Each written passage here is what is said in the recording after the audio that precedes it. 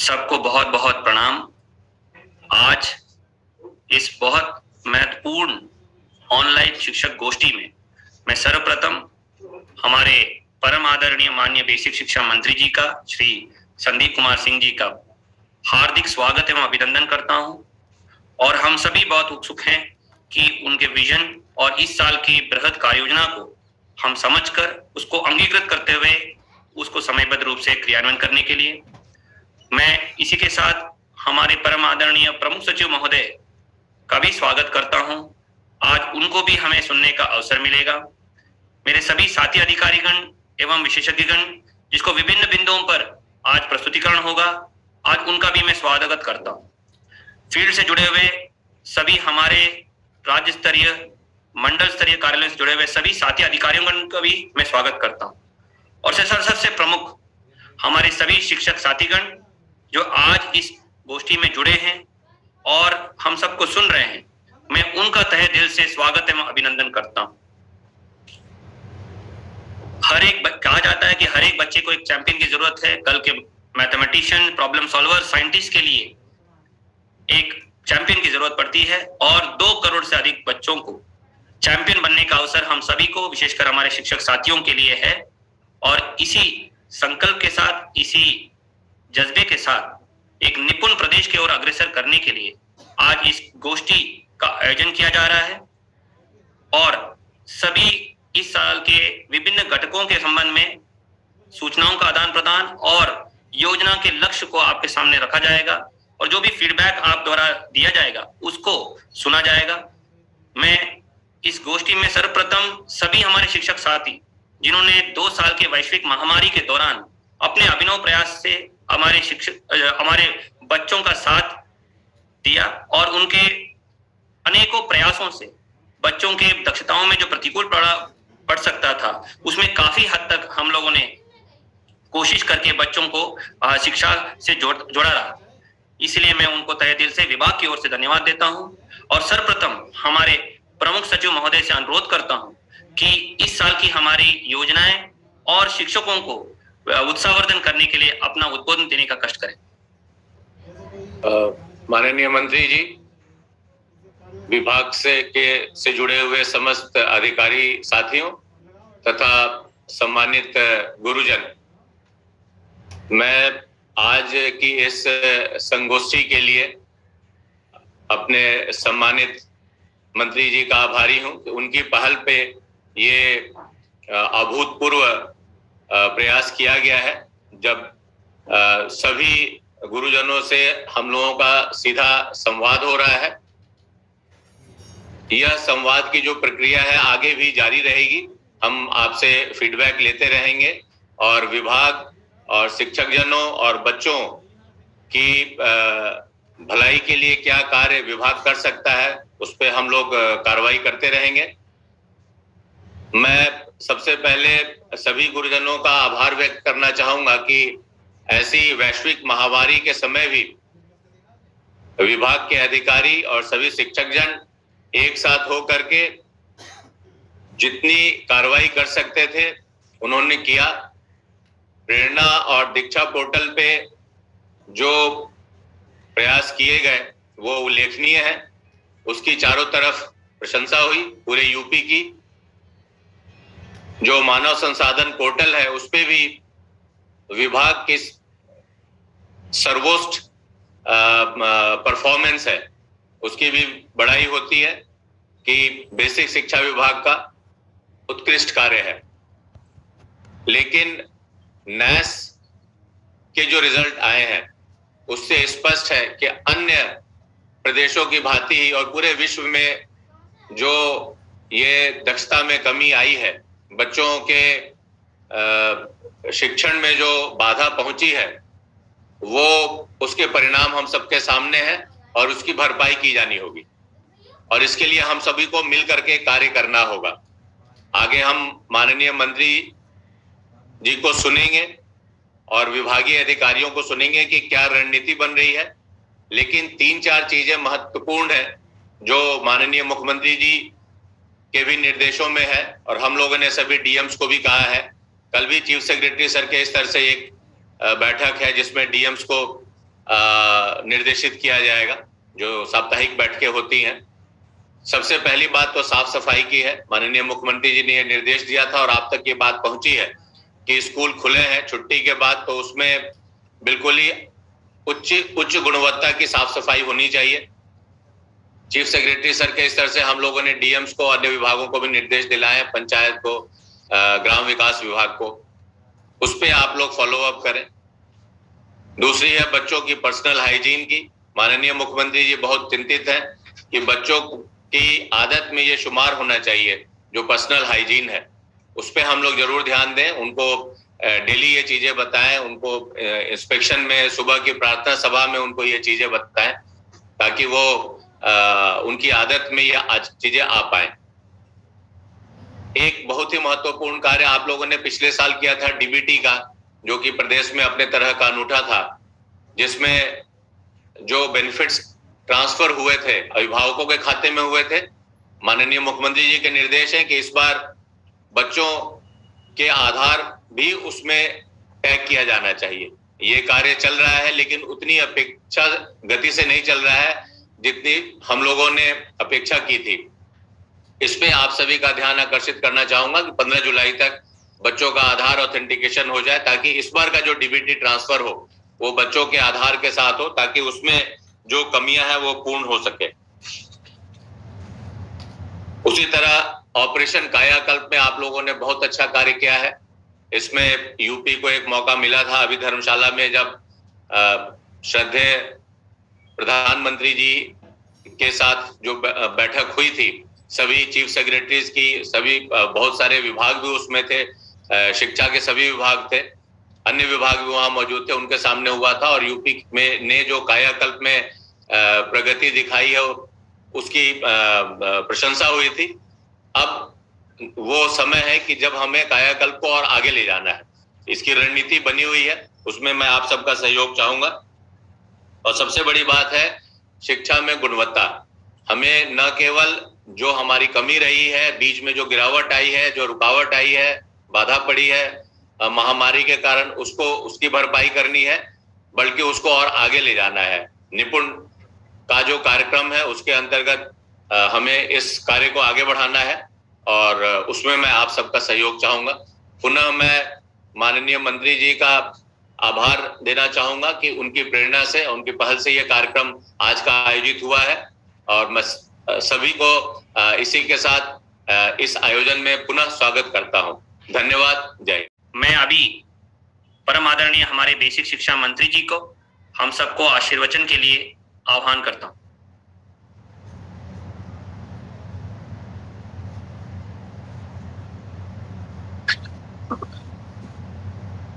सभी लोगों को नमस्कार।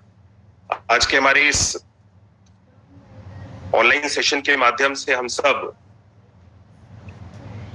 आज एक संग जुड़ पा रहे हैं। मैं हमारे साथ में आज के इस कार्यक्रम में जुड़े हुए हमारे विभाग के प्रमुख सचिव श्री दीपक कुमार जी, हमारे विभाग के महानिदेशक स्कूल शिक्षा श्री विजय करण आर्यन जी, निदेशक हमारे शिक्षा श्री सर्वेंद्र विक्रम बहादुर जी, मेरे साथ में कार्यक्रम में जुड़े हुए हमारे सभी समस्त अधिकारीगण, और हमारे साथ में जुड़े हुए सभी हमारे शिक्षक, शिक्षा मित्र, अनुदेशक, जितने भी लोग आज इस कार्यक्रम के माध्यम से हमारे साथ जुड़े हुए हैं, सभी शिक्षकों का मैं अपने हृदय से इस कार्यक्रम में स्वागत करता हूं, वंदन करता हूं।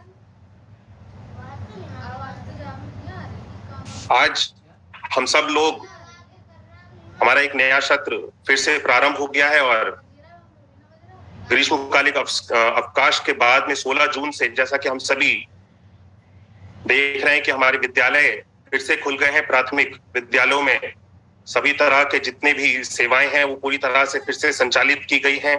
स्कूल खुले हैं, तो हमारे जितने भी हमारे शिक्षक हैं, हम शिक्षकों का सबसे बड़ा दायित्व बनता है कि स्कूल खुल जाने के बाद में जो भी सुविधाएं बच्चों को मिलनी चाहिए वो सारी सुविधाएं बच्चों तक पहुंचे। स्कूल में सारी व्यवस्थाएं ठीक हो, स्वच्छता पे हम सब लोगों को सबसे पहले ध्यान देना चाहिए, क्योंकि काफी लंबे समय तक स्कूल्स हमारे बंद रहे और काफी समय के बाद जब स्कूल्स खुले हैं तो सारी सुविधाएं सुचारू रूप से चलें, बच्चों को किसी तरह की दिक्कत ना हो, इन चीजों को हमको सबसे पहले हमारी प्रायोरिटी पे रहना चाहिए। सभी शिक्षकों से मैं अनुरोध करूंगा कि इन सारी चीजों पे बहुत ज्यादा ध्यान देने की आवश्यकता है।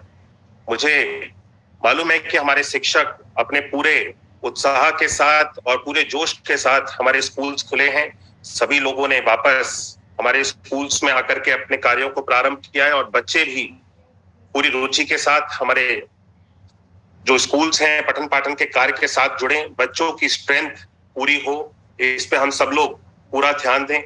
मेरा सभी शिक्षकों से अनुरोध है कि बच्चे स्कूल में जब आते हैं तो वे कुछ ना कुछ पॉजिटिव हर दिन सीख करके जाएं। बच्चों को प्रेरित करना, बच्चों को एक पॉजिटिव एनवायरनमेंट हम सब लोग स्कूल में किस तरीके से बना सकें, ये हमारा सबसे बड़ा दायित्व बनता है। क्योंकि बच्चा स्कूल में शिक्षा तभी ग्रहण करेगा जब उसको लगेगा कि स्कूल में एक पॉजिटिव एनवायरनमेंट है।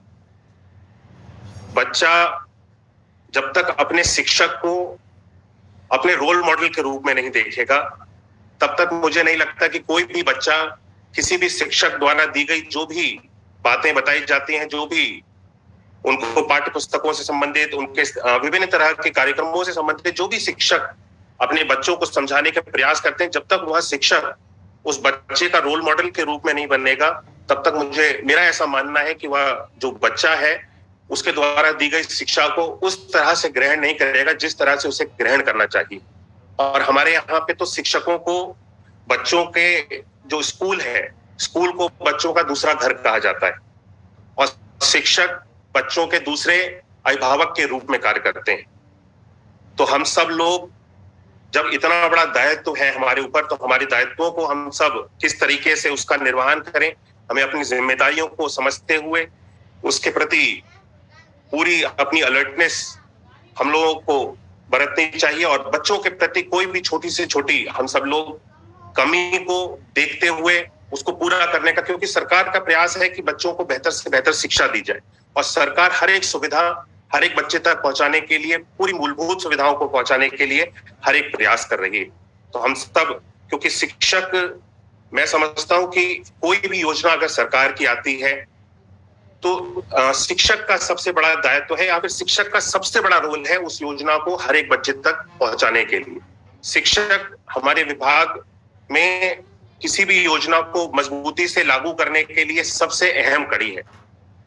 तो हम सब शिक्षकों का पूरा ध्यान होना चाहिए कि हम सब सरकार द्वारा जितनी भी योजनाएं चलाई गई हैं, हर एक योजना को हम सब लोग समझें, इस योजना को किस तरीके से लागू करना है और इस योजना से किस किस तरह से हम बच्चों को लाभान्वित कर सकते हैं। हम सब इस योजना को पूरा 100% हमारी कोई भी योजना चलाई जाए हर एक बच्चे तक पहुंचे, सफल हो, इस पे हमारा पूरा ध्यान होना चाहिए।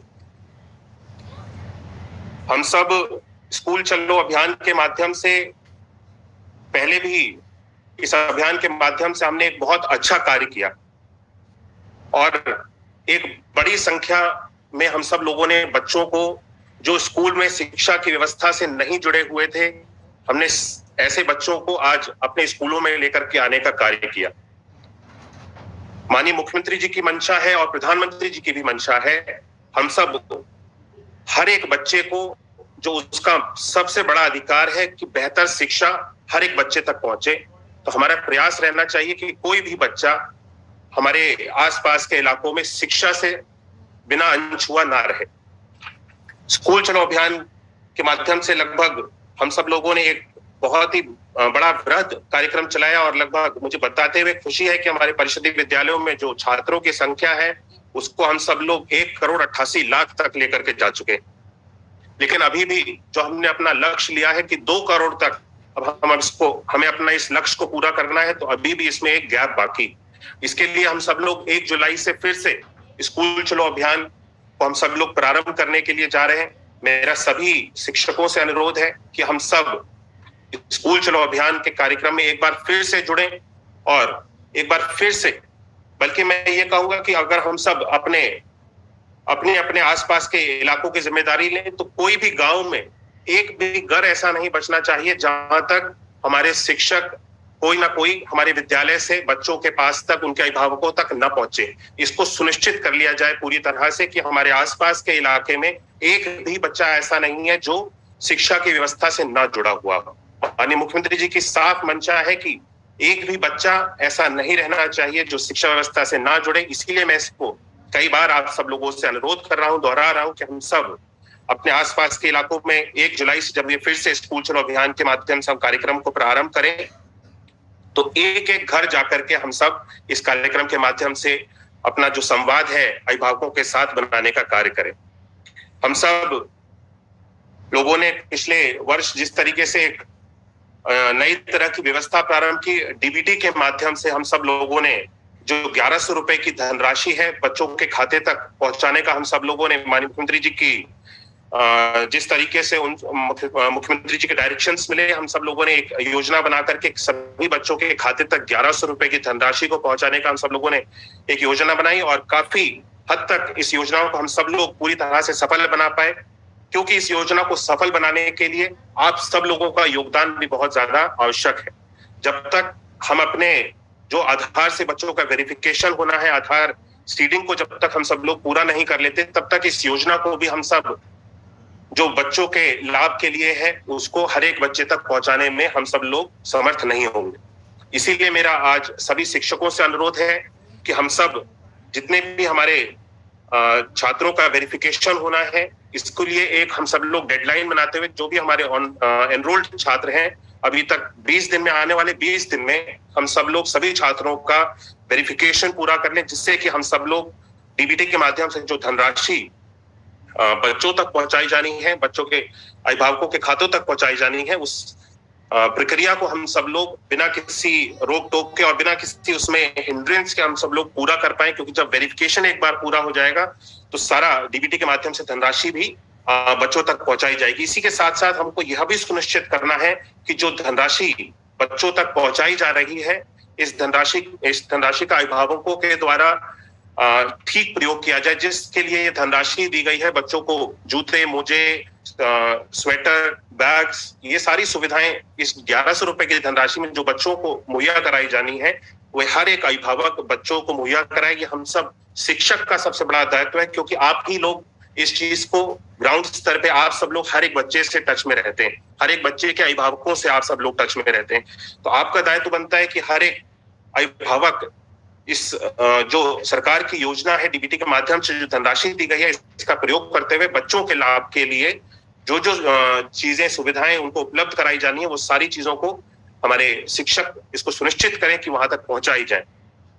इसी के साथ साथ हम सब लोग मध्याह्न भोजन के माध्यम से भी, मिड डे मील के माध्यम से बच्चों को पौष्टिक आहार हम सब लोग उपलब्ध कराते हैं।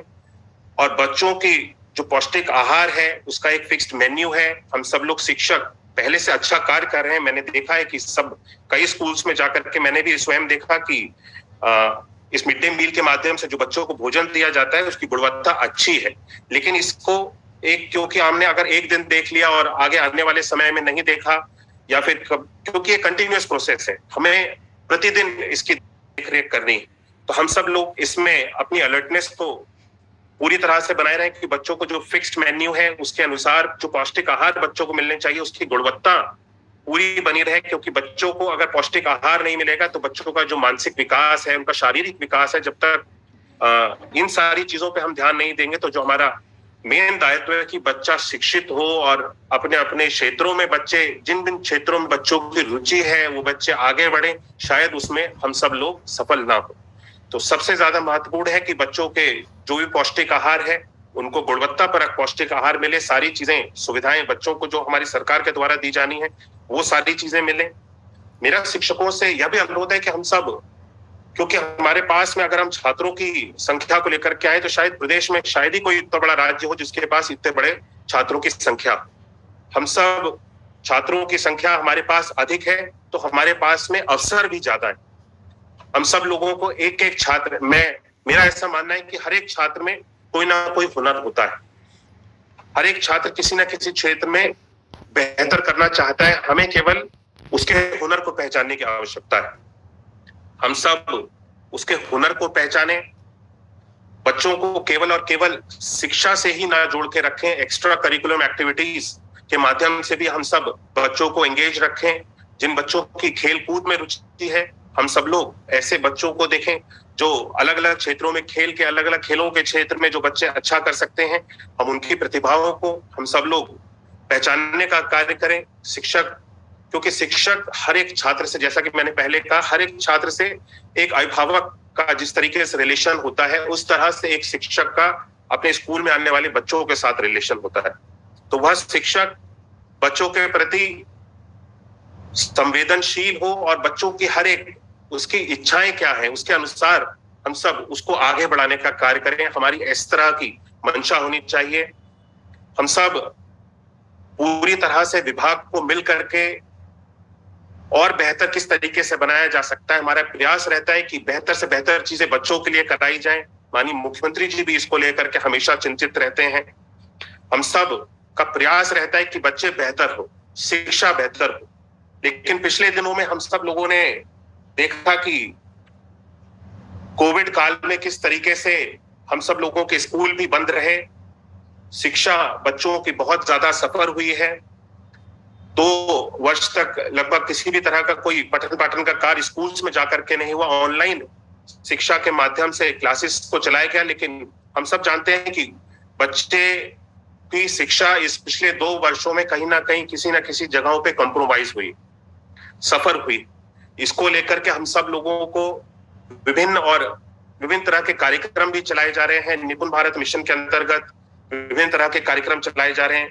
हमारे प्राथमिक कक्षाओं में फाउंडेशन लिटरेसी और न्यूमरेसी के लक्ष्यों को भी हम सब लोगों को प्राप्त करने और कक्षा 3 तक के सभी बच्चों को पढ़ने लिखने और संख्या ज्ञान में ग्रेड स्तर की अपेक्षित दक्षताएं प्राप्त कराने के उद्देश्य हेतु निपुण भारत मिशन के अंतर्गत हम सब लोगों ने इस कार्यक्रम को प्रारंभ किया है। इस दिशा में विद्यालयों में कक्षा का वातावरण सुधारने एवं आकर्षक बनाने के लिए विभाग द्वारा TLM के अंतर्गत वर्कबुक्स, प्रिंटेड सामग्री, विभिन्न मॉड्यूल्स, गणित किट, लाइब्रेरी बुक्स एवं समय सारणी आदि शैक्षणिक सामग्री उपलब्ध कराई गई है। सभी शिक्षकों से अपेक्षा है कि हम सब मिल करके विभाग द्वारा उपलब्ध कराए गए जो भी हमारे कैलेंडर के अनुसार साप्ताहिक समय सारणी का अनुपालन करें, इसको सुनिश्चित कराएं और बच्चों को हम सब समयबद्ध रूप से निर्धारित निपुण दक्षताओं को प्राप्त करने में हम सब लोग अपना सहयोग दे सके। निपुण भारत के लक्ष्य की प्रति हेतु वर्तमान शैक्षिक सत्र में हमारी सरकार के द्वारा विभिन्न तरह की सामग्रियां उपलब्ध कराई जा रही हैं, जिसके अंतर्गत NCERT की लाइब्रेरी बुक्स हैं, उपचारात्मक शिक्षा हेतु टीचर्स गाइड है, मैथ्स की किट है, साइंस किट है, शिक्षकों के लिए टैबलेट है और साथ साथ हम सब लोगों ने लक्ष्य लिया है कि 18,000 से अधिक उच्च प्राथमिक विद्यालयों में हम सब लोग स्मार्ट क्लासेस को भी इस वर्ष प्रारंभ करने के लिए जा रहे हैं। मेरा ऐसा मानना है कि हम सब, क्योंकि हमारा आज का युग टेक्नोलॉजी का युग है और हम सब किस तरीके से देख रहे हैं कि आज रोजमर्रा के जीवन में किस तरह से टेक्नोलॉजी के प्रयोग से हम सब लोग चीजों को, जो काफी लंबे समय लगने वाली जिन चीजों को करने में काफी लंबा समय लगता था, आज टेक्नोलॉजी के माध्यम से हम कुछ ही कम समय में इन सारी चीजों को पूरा कर लेते हैं।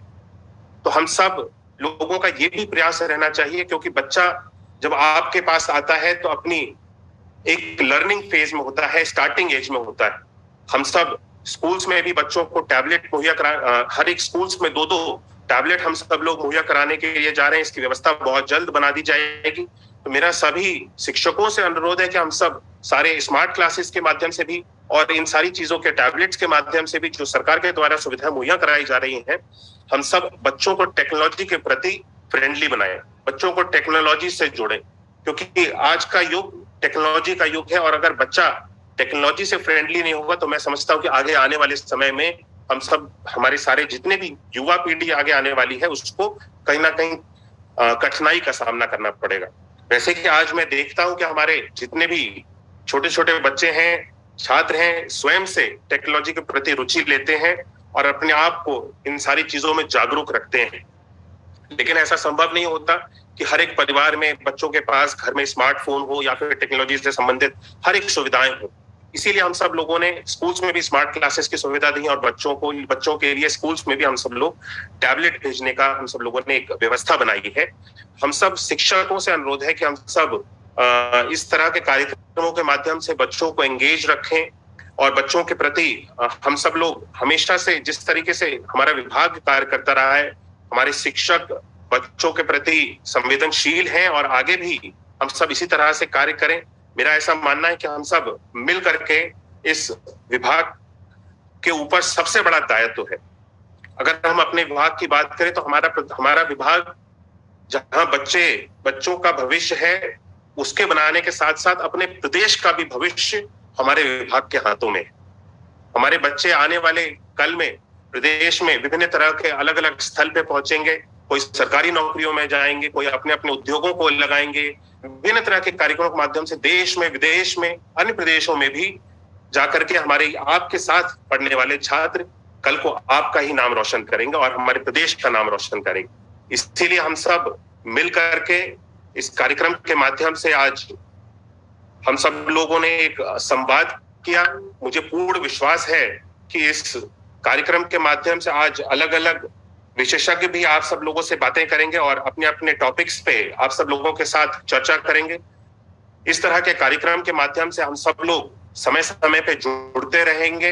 मुझे पूर्ण विश्वास है कि हम सब एक दूसरे के सुझावों से अपने आप सभी लोग शिक्षकों से भी मेरा अनुरोध है कि आप सभी के सुझाव हम सब लोगों के लिए बहुत ज्यादा महत्वपूर्ण है, आवश्यक है।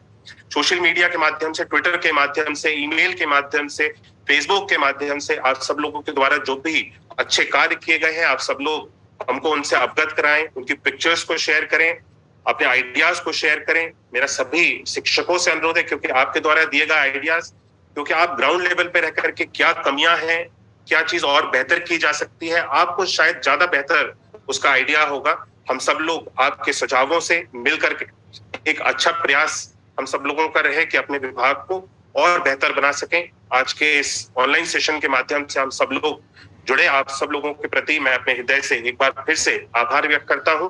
आप सभी का बहुत बहुत धन्यवाद। मैं इस संबंध में आपके सामने प्रस्तुत करने के लिए वित्त नियंत्रक मध्याह्न भोजन प्राधिकरण को आमंत्रित करता हूं कि संक्षिप्त में इसको आपके सामने रखें। Thank you sir.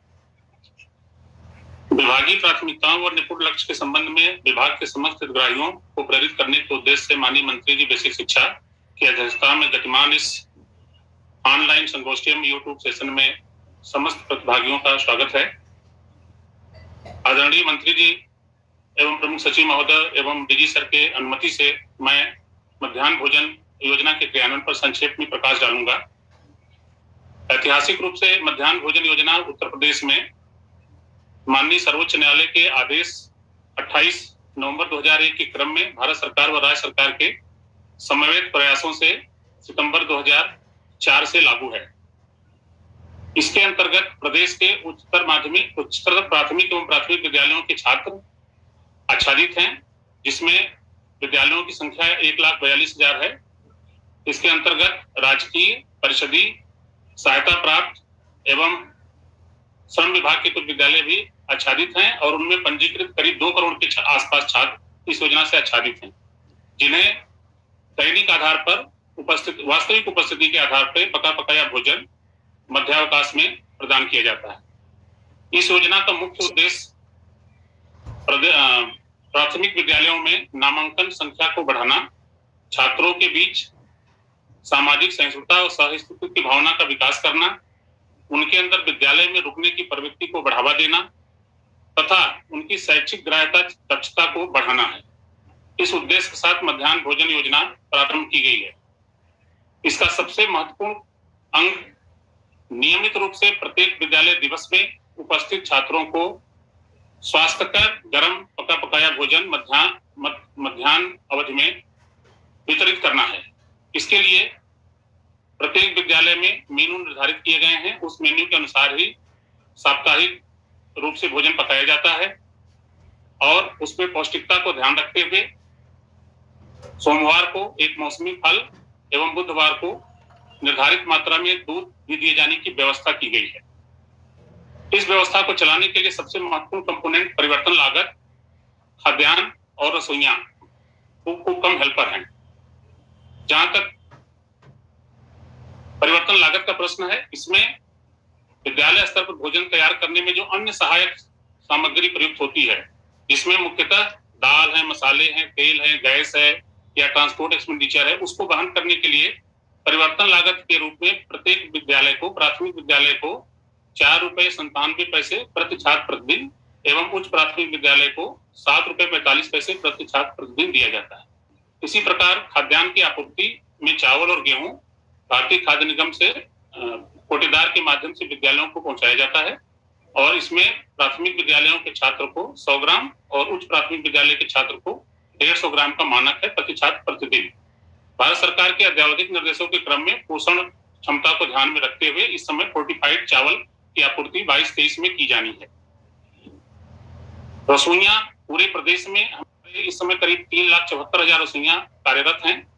उनको ₹2,000 प्रति माह के दर से राज्य सरकार से मानदेय का भुगतान साल में 10 माह के लिए किया जाता है। केंद्र से ₹600 और ₹1,400 राज्य सरकार अपने स्रोतों से वहन करती है। क्योंकि रसोइयां एक बहुत महत्वपूर्ण कंपोनेंट है इस मध्याह्न भोजन योजना में, इनके प्रशिक्षण की व्यवस्था भी मध्याह्न भोजना के अंदर करी जाती है। इसमें पोषणा फिल्म है, ऐप है, इसके माध्यम से इनका रेगुलर प्रशिक्षण कराया जाता है। इसके अलावा इनके अंदर मोटिवेशन पैदा करने के लिए एवं पाक कला की जो बारीकियां हैं उसमें इनकी दक्षता वृद्धि के लिए प्रतियोगिताओं का भी आयोजन जनपद एवं ब्लॉक स्तर पर किया जाता है।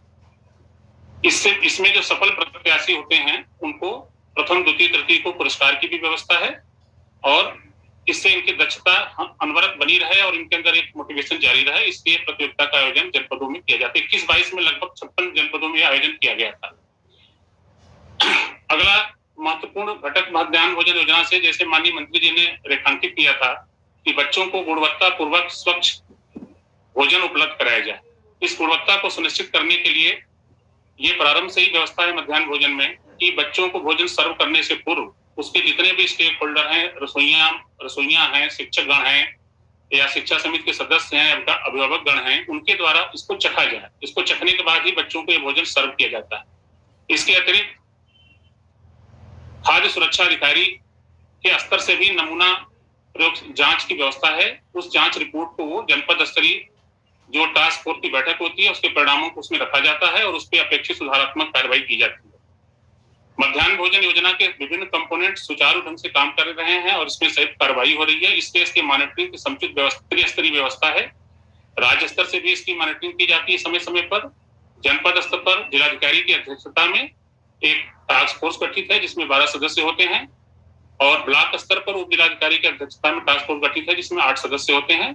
प्रत्येक सदस्य को न्यूनतम 5 विद्यालय का निरीक्षण कर उसमें मध्याह्न भोजन योजना के जितने कंपोनेंट है उसमें क्या कमी है या उसकी रिपोर्ट जिलाधिकारी की अध्यक्षता में गठित टास्क फोर्स की बैठक में प्रस्तुत करनी होती है। उसके आधार पर उसमें सुधारात्मक कार्रवाई की जाती है। जहां तक मुख्यालय का प्रश्न है, मुख्यालय से तकनीकी आधारित अनुश्रवण भी दैनिक आधार पर किया जाता है। इसमें मुख्यतः IVRS आधारित प्रेरणा तकनीकी फ्रेमवर्क के माध्यम से योजना का दैनिक अनुश्रवण किया जाता है। मील काउंट मुख्य रूप से IVRS के माध्यम से मुख्यालय पर संग्रहित किया जाता है। किस दिन खाना बना, कितना खाना बना, कितनी अटेंडेंस है, ये सब IVRS के माध्यम से मुख्यालय से दैनिक रूप से मॉनिटरिंग की जाती है। वर्तमान में मध्याह्न भोजन योजना के अंतर्गत छात्रों को शुद्ध वातावरण में, स्वच्छ वातावरण में और सुरक्षित वातावरण में भोजन उपलब्ध कराने के उद्देश्य से आदर्श किचन की व्यवस्था की अवधारणा भी 2019 से शासन के निर्देश में करी जा रही है। इसके अंतर्गत विद्यालयों में जो भी उपस्कर एवं बर्तन इत्यादि पुराने हैं उनके प्रतिस्थापन की व्यवस्था है एवं चरणबद्ध रूप से कच्चे विद्यालयों में नए बर्तन क्रय करने की भी व्यवस्था है। यह कार्रवाई 2019 से ऑनवर्ड कन्वर्ट की जा रही है। आदर्श किचन की व्यवस्था संचालित की जा रही है। मध्याह्न भोजन योजना के अंतर्गत छात्रों में बागवानी विधा के प्रति उनकी रुझान को विकसित करने के उद्देश्य से उनके अंदर स्वावलंबन की भावना भरने तथा उससे उत्पादित साग सब्जियों से पोषण तत्वों को समावेश करने के उद्देश्य से किचन गार्डन की भी व्यवस्था विद्यालय स्तर पर करी जा रही है। इसके वित्त पोषण के लिए विद्यालय स्वयं के स्रोतों से या विभिन्न अंतर्विभागीय कन्वर्जेंस के माध्यम से, विशेषतः मनरेगा, ग्राम विकास, उद्यान विभाग से अथवा जो विभागीय ग्रांट मिलती है, इसके आधार पर किचन गार्डन का विकास किया जा रहा है। अभी तक लगभग 9,000 विद्यालयों ने किचन गार्डन का विकास कर लिया है और लगभग 12,500 विद्यालयों को पिछले विगत वर्ष 21-22 में किचन गार्डन विकसित करने का लक्ष्य दिया गया है। एक बहुत ही अच्छी ये इनिशिएटिव है जिसमें सभी लोगों का सहयोग अपेक्षित है। इससे विद्यालय की सुंदरता भी बढ़ती है और एक पोषक तत्व भी स्थानीय रूप से मध्याह्न भोजन योजना के लिए उपलब्ध रहता है। इसके अलावा भारत सरकार के निर्देश के क्रम में चूंकि मध्याह्न भोजन योजना केवल संख्यात्मक रूप से उपलब्धियों पर नहीं आधारित है, इसके सामाजिक प्रभाव हैं। इसके आकलन के लिए मध्याह्न भोजन के जितने भी हितग्राही हैं, जिसमें छात्र हैं, रसोइया हैं, शिक्षकगण हैं, ग्राम शिक्षा समिति है एवं अन्य सप्लायर हैं, सबको समाहित करते हुए इसके सामाजिक प्रभावों के अध्ययन के लिए तथा इसमें जो भी कमियां हैं उसके सुधार के संबंध में फीडबैक प्राप्त करने के लिए भारत सरकार के निर्देश में सोशल ऑडिट का भी प्रावधान किया गया है। वर्तमान में प्रदेश में 75 जनपदों में लगभग 1500 विद्यालयों में सोशल ऑडिट का कार्य चल रहा है। इसके प्राप्त निष्कर्षों के आधार पर आपको इसका फीडबैक दिया जाएगा। इस प्रकार मुख्य ये मध्याह्न योजना के जो घटक थे, इन्हीं को समावेश करते हुए प्रदेश में लगभग 1 करोड़ से ऊपर उपस्थित छात्रों को दैनिक आधार पर भोजन तैयार कर उनको उपलब्ध कराया जा रहा है और मध्याह्न भोजन योजना का आप लोगों के सहयोग से सक्सेसफुल ढंग से संचालन किया जा रहा है। धन्यवाद सर। Thank you. धन्यवाद राकेश जी। मैं अभी आमंत्रित करूंगा हमारे अपर परियोजना निदेशक रोहित त्रिपाठी जी को कि यूडाइस और मानव संपदा प्रणाली के संबंध में शिक्षकों को अवगत कराएं। आप सभी शिक्षक साथीगण जानते हैं कि शासन की मंशा है कि स्कूल हेडमास्टर्स के नेतृत्व में सभी अधिकारियों का प्रतिनिधान करते हुए शासन और हर स्तर का आपको पूर्ण स्वतंत्रता दी जाए कि आप उसमें एक ऑटोनोमस वातावरण के रूप में वातावरण में उसको चलाएं और अपने अनुभव को, अपनी कार्यकुशलता को का परिचय देते हुए वहां पे हमारे बच्चों को वहां शिक्षा का अधिकार प्राप्त करने के लिए व्यवस्था बनाएं। और इसी सिलसिले में सारी व्यवस्थाओं को पारदर्शितापूर्ण प्रणाली के अंतर्गत और डेटा आधारित प्रणाली बनाने के लिए हम लोग प्रयासरत हैं, जिसमें आपका सहयोग और आपका स्वामित्व अति आवश्यक है। मैं आमंत्रित करता हूं रोहित जी को कि अपना प्रस्तुतिकरण संक्षिप्त में करें। ये हमारा अंतिम सेशन है, उसके पश्चात हम समेकन करेंगे। Sir thank you sir. आज के इस यूट्यूब लाइव सेशन में मैं अपने माननीय बेसिक शिक्षा मंत्री जी का, प्रमुख सचिव महोदय का तथा डीजी सर का आभार व्यक्त करता हूं। साथ ही जुड़े हुए समस्त शिक्षकों का अभिवादन करता हूं, स्वागत करता हूं। जनपद स्तरीय अधिकारियों का भी विशेष धन्यवाद जिन्होंने आज शिक्षकों को मोबिलाइज करते हुए इस सेशन में ज्वाइन कराया। तो जैसा कि कार्यक्रम के शुरुआत में ही माननीय मंत्री जी ने भी कहा कि टेक्नोलॉजी का बहुत ही विशेष योगदान और महत्व हो गया है और इस सबके सेंटर पॉइंट में रहता है डेटा। आप सभी जानते हैं कि जब तक आंकड़े आपके अच्छे नहीं होंगे के कंट्रोल में है तो आप अपनी स्थिति को बेहतर अगर आप कर रहे हैं, बेहतर दिखा पा रहे हैं, सब कुछ आंकड़ों से ही प्रदर्शित होता है। तो दो बहुत महत्वपूर्ण आंकड़े इकट्ठा करने की जो प्रक्रिया है विभाग में, एक है यूडाइस, दूसरा है मानव संपदा। यूडाइस में मैं ज्यादा समय लूंगा, मानव संपदा में 2-3 चीजें शेयर करूंगा। यूडाइस जैसा कि सभी शिक्षक जानते हैं कि unified district information system for education होता है। लगभग पिछले 8-10 वर्षों से भारत सरकार यूडाइस के माध्यम से शिक्षा से संबंधित, इनफैक्ट स्कूली शिक्षा से संबंधित सभी आंकड़े इकट्ठा करती है। यूडाइस के माध्यम से सभी विद्यालयों, चाहे वो परिषदीय विद्यालय हो, चाहे वो सहायता प्राप्त विद्यालय हो, मदरसे हो, सैनिक स्कूल हो, केंद्रीय विद्यालय हो, कक्षा 1 से 12 तक के हो, 1 से 8 तक के हो, सभी विद्यालयों के संबंधित जो मूलभूत आंकड़े होते हैं भारत सरकार इकट्ठा करती है। आज के प्रेजेंटेशन में ये लास्ट सेगमेंट है, लेकिन इसका महत्व तो सबसे ज्यादा इसलिए है क्योंकि आप अन्य सभी सेगमेंट्स में जो कार्य करते हैं, चाहे वो गुणवत्ता में कार्य करते हैं, चाहे कायाकल्प में, उसकी सबकी रिपोर्टिंग आप यूडाइस में ही करते हैं। आप कायाकल्प में बहुत अच्छा काम आपने किया, लेकिन अगर यूडाइस का डेटा में आपने ये रिपोर्ट नहीं किया तो फिर वो भारत सरकार स्तर पे या प्रदेश के अन्य विभागों की तुलना में जब देखा जाएगा तो फिर आपकी स्थिति अच्छी नहीं कही जाएगी। विभिन्न जो रैंकिंग्स हैं भारत सरकार द्वारा जो निर्गत की जाती हैं, चाहे वो परफॉर्मेंस ग्रेडिंग इंडेक्स हो जिसमें सभी राज्यों की रैंकिंग आपस में भारत सरकार करता है, चाहे वो सेकी की रैंकिंग हो जो कि नीति आयोग करता है, चाहे सस्टेनेबल डेवलपमेंट गोल्स हो जिसमें शिक्षा का भी एक गोल रखा गया है जो कि विश्व स्तरीय एक गोल है डेवलपमेंट गोल्स, उसमें भी तो इसमें सभी में यूडाइस के आंकड़े प्रयुक्त होते हैं। यूडाइस के आंकड़े अगर आप पूरी शुचिता के साथ सख्ता के साथ नहीं भरते हैं तो वो अच्छी स्थिति परिलक्षित नहीं होती है। यूडाइस कैसे भरते हैं आप सभी लोग जानते हैं। सभी विद्यालयों का एक यूडाइस कोड होता है और सभी विद्यालय का एक आईडी और पासवर्ड जनरेट होता है जो आप सभी लोग अपने ब्लॉक या बीआरसी के ऑफिस से प्राप्त करते हैं। मैं देख रहा हूं कि अधिकतर शिक्षक अब ऑनलाइन प्रक्रिया के माध्यम से स्वयं ही लॉगिन करते हैं और अपना यूडाइस का फॉर्म भरते हैं। अभी भी कुछ शिक्षक ऐसे हैं जो बुकलेट में पेन पेपर पे भरते हैं और फिर ब्लॉक स्तर पे इसकी फीडिंग होती है। तो इसमें जो दूसरी प्रक्रिया है उसको धीरे धीरे समाप्त करते हुए ऑनलाइन की तरफ बढ़े। विभाग आपको धीरे धीरे समृद्ध कर देगा डिजिटली। आपको टैबलेट मिल जाएंगे, आप उसको ऑनलाइन भरना शुरू कर देंगे। इसमें जो मुख्य बात यह है कि लगभग अभी भी 2,60,000 विद्यालय हमारे प्रदेश में संचालित हैं, उसमें से 35,000 विद्यालयों का यूडाइस अभी नहीं भरा गया है। इनको शीघ्र अतिशीघ्र भरवाया जाना है। इसमें मैं बधाई दूंगा बलिया जनपद को, देवरिया और वाराणसी, ये 3 जनपदों ने अपना काम पूरा कर लिया है। कुछ जनपद ऐसे हैं जैसे कानपुर देहात है, बरेली है, शाहजहांपुर है, इन्हें अभी काफी काम करना है। इनको काम 2-3 दिन में पूरे करने के लिए एक विशेष अभियान चलाना होगा, तो ये ध्यान देना है। इसके बाद जो मुख्य बात मैं बताना चाहता हूँ, डीसीएफ में क्या क्या प्रश्न है जिनको आप छोड़ देते हैं लेकिन वो आगे चल करके आपकी स्थिति को खराब करते हैं, रैंकिंग प्रदेश की रैंकिंग को प्रभावित करते हैं, या जो हमें बजट आवंटित होता है भारत सरकार से उसमें कटौती हो जाती है। जैसे आपके जो जर्जर भवन है उनकी स्थिति आप यूडाइस में नहीं भर रहे हैं, वो जरूर भरिए। आपने कायाकल्प में बहुत अच्छा काम किया है, सभी पैरामीटर्स में सुधार किए हैं, लेकिन उसका आपने यूडाइस पे उस सुसंगत प्रश्नों के जवाब में नहीं दर्शाया है, वो आपको दर्शाना पड़ेगा। आउट ऑफ स्कूल बच्चे हैं, उनका विशेष प्रशिक्षण जो आप करवाते हैं, जब तक आप यूडाइस में नहीं भरेंगे आने वाले समय में भारत सरकार से बजट आवंटन की प्रक्रिया उसमें आपको प्रभावित हो जाएगी। आप डीबीटी के माध्यम से जो बेनिफिट्स दे रहे हैं बच्चों को, यूडाइस में जरूर अंकित कराइए।